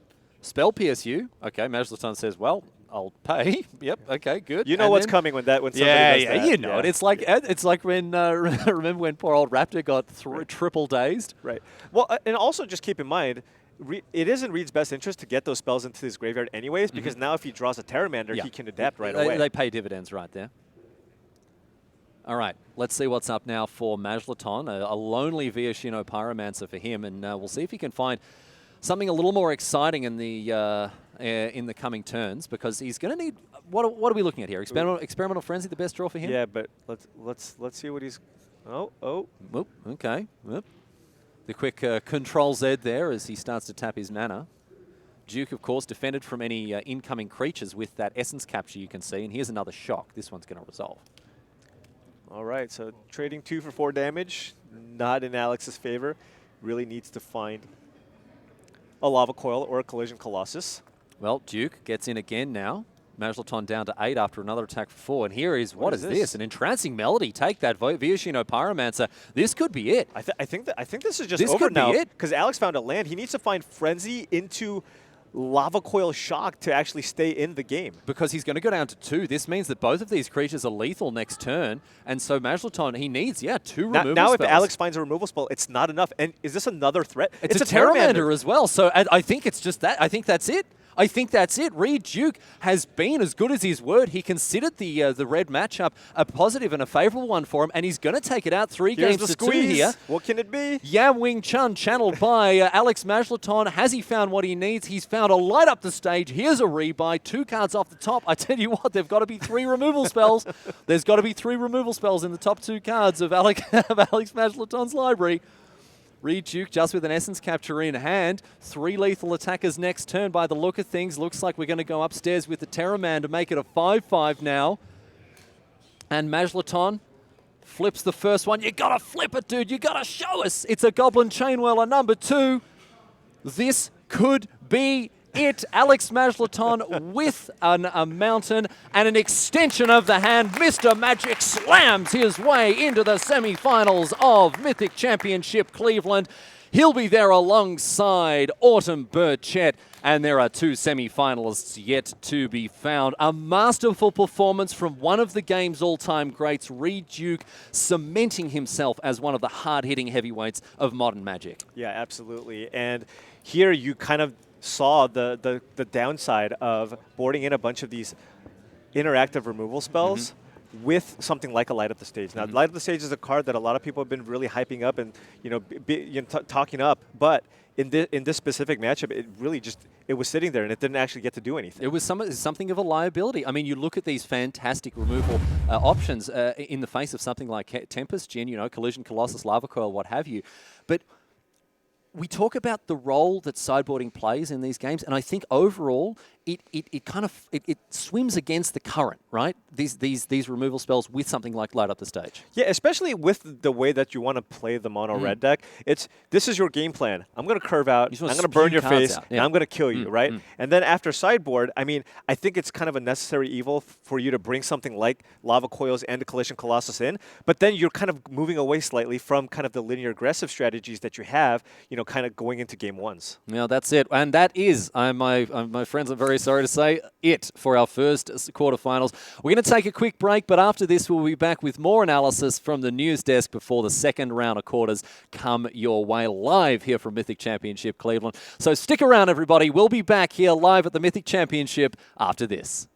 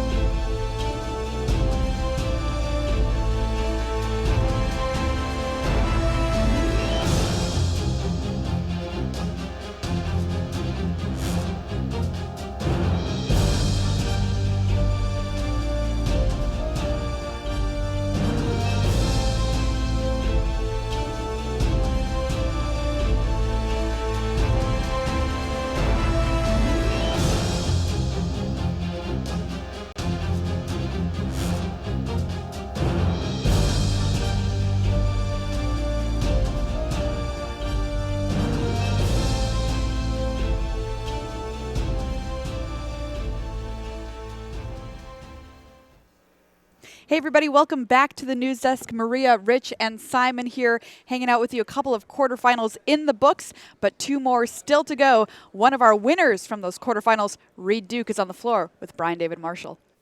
I'm here with Mythic Championship semifinalist Reid Duke. Reid, this was a big win for you in your Magic career.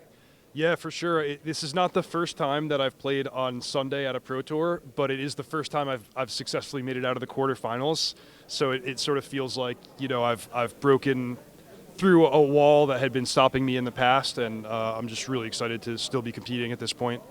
Talk to a lot of players about the Sunday stage and maybe the additional pressure that gets put on, and different answers from different players. People are like, nope, it's all the same Magic and variants and etc. But you said that, you know, certainly at the start of your career, there was some sense of like, wow, where am I? Yeah, Magic for me has been a lot of like slow climb and, you know, just trying to push myself further and further. I started playing the game when I was 5 years old. It was 15 years before I made it to the Pro Tour. It was another, you know, several years before I ever made a Pro Tour top 8. And, you know, when you first achieve one of these milestone accomplishments, you get filled with this sense of like pride and like, I did it, you know, but sometimes that can be, you know, both a blessing and a curse if it prevents you, if it causes you to lose focus and not, you know, bring your best game to continue pushing that to the actual finals. So the first couple of times that I made the Pro Tour top 8, I had this feeling like I did it, like I achieved my goal, but I'm not necessarily ready to go further. You know, like I didn't say that to myself in a literal sense, but deep down that was sort of how it was. But now at this stage in my career, I've been here before. I'm feel very well prepared for the event. I've been playing well all weekend, and I feel like, you know, I'm ready now. And it's interesting to me to see you do this with this Mono-BlueTempo deck. You know, usually your answer to who's the beatdown is, I don't care, that's someone else's problem. Right. I'm playing mid-range. Yeah. What was the key to playing against that red deck? It felt very like a very classic matchup of the red deck versus the blue deck. I mean, what was the key there for you? Well, that was a really fascinating match for a number of reasons. We had practiced a little bit last night, and the context, the texture of the match depended a lot on how Alex chose to sideboard. So, for example, one possible approach we thought he would take is just to push his mana curve as low as possible and sideboard out Experimental Frenzy. And that was the plan that I was sort of prepared for in game number 3. And it went badly for me because he did something that I didn't expect. So we played this pretty long game where he had a lot of removal spells and we traded off resources, and then he played Experimental Frenzy, and I didn't have my Spell Pierce or Negate or Wizard's Retort or anything, so he sort of out-controlled me in that game. So that's why you saw in the games 4 and 5 me taking a little bit more aggressive approaches, and if I could stick something like a Tempest Chin, or even, you know, there was one exchange where I decided to attack with Merfolk's Trickster rather than leaving it back to trade. I decided that if he's going to have Experimental Frenzy in his deck, that's sort of the late game trump card, and I need to be the one forcing the action, and if I can stick a Tempest Chin, like, it has one job, and that's to kill Alex before he can stabilize and get Experimental Frenzy. Great job. It was a fun match to watch. Great job by Alex as well. Reid, you've got Autumn Burchett ahead of you in the semifinals, this Mono-BlueTempo mirror. But you know what? He's ready. That's what he just told us. Back to you guys at the desk. Thanks so much, BDM. Fun fact about Reid Duke, 8 of his last 10 Mythic Championships, he's been in the top 32.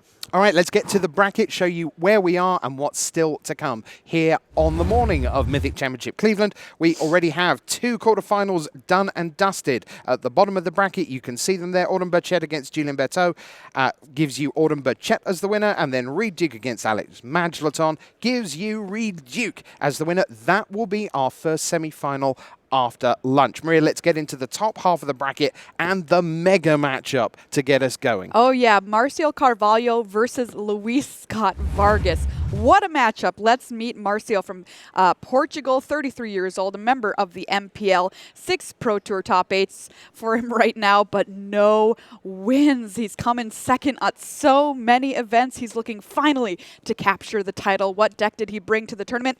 Well, it is Azorius Aggro. There's a look at it. Just break this deck very basically down for us, Simon. Very aggressive, very fast. Your best start is 3 1-drops. You have Venerated Loxodon. It's nothing special. It's really just a white beatdown deck, but it's super efficient, super fast. All right, and our next player we're going to take a look at is Luis Scott Vargas, who he'll be up against here in this matchup. Tell us a little bit about Luis, Rich. Okay, Mythic Championship, top 8, number 10, 15 Grand Prix top 8s, close to $400,000 in earnings. Your Pro Tour Berlin 2008 champion, and of course he's a Hall of Famer from Team Channel Fireball. Let's take a look at his deck for you. And there it is. Is it Phoenix, Simon? No, it's Cleveland. Yeah, I don't know. This deck is a little bit out there. I don't think he's himself super happy with his deck choice. He's saying he has like a 50% matchup against Marcio, who is also an amazing player on the play. And then he doesn't really like his semifinal chances. He would much rather play against Mono-Blue. Those 3 decks are as unlucky as he is in the other half of the bracket. All right, well, Simon, you are going to be in the booth to give us the call on that. So we're going to send Simon away in just a moment. Let's take you to the bracket once again, show you exactly where we are. So thanks to Simon. You'll hear from Simon in the booth in just a moment. Paul Cheon is about to join us here at the desk. We know that Reid Duke will face Burchett in the first semi-final. It'll be Mono-BlueTempo, the mirror. And then will it be Azorius Aggro or is it Phoenix? Maybe it's a 50-50 matchup. Our 4th quarterfinal, though, features Yoshihiko Ikawa with Esper Control against Michael Bonder of Denmark with Simic Nexus. So let's meet Yoshihiko Ikawa of Japan. This is his 2nd Mythic Championship, top 8, 4 Grand Prix at top 8s for him. Close to $40,000 in earnings. That is going to go up significantly this weekend. What deck is he bringing? Well, as I already mentioned, it is Esper Control. And we've been joined at the desk by our analyst, Paul Cheon. Paul, what is Esper Control about, just generally? Well, you know, it is basically your classic control deck. You're trying to kind of get the game to the late game. Use combinations of removal and also hand disruption and counter magic, and then kind of pull ahead with card draw effects and planeswalkers into Fairy. So again, very classic control deck with only 1 win condition in Kaya. Okay, and then on the other side of the battlefield, it's going to be Michael Bonder of Denmark. So we'll take a look at him. Yes, that was not a staged photo. That's basically most of what he looked like all day yesterday. He was thrilled. He was 8-0 overnight. Salsa'd his way into the top 8 announcement last night. He is truly thrilled to be here. It is his first Mythic Championship top 8, Grand Prix Leon champion. And what deck is he running, Maria? Simic Nexus. So we said he's the bad guy, even though everybody likes him. All right, Paul, Simic Nexus versus Esper Control. This could be a long one. What tools does Michael Bonda have here? Well, this deck is extremely linear. All it's looking to do is draw a bunch of cards, ramp, get an Wilderness Reclamation onto the battlefield, and then just take a million turns. And I think, especially for game 1s, the Nexus deck is highly favored because its only dead cards are the Root Snares. Meanwhile, in Esper Control deck, in order to fight all these aggressive decks that were expected in the field, have to play a bunch of Kaya's Wraths and a bunch of removal spells. So it's going to be really hard for the Esper deck to win one of the game 1s. All right, well, here we go. It's going to be Azorius Aggro, Marcio Carvalho against Is It Phoenix for Luis Scott Vargas, Esper Control for Yoshihiko Ikawa against Michael Bonder with Simic Nexus. Buckle up for the 2nd set of quarterfinals here from Mythic Championship Cleveland.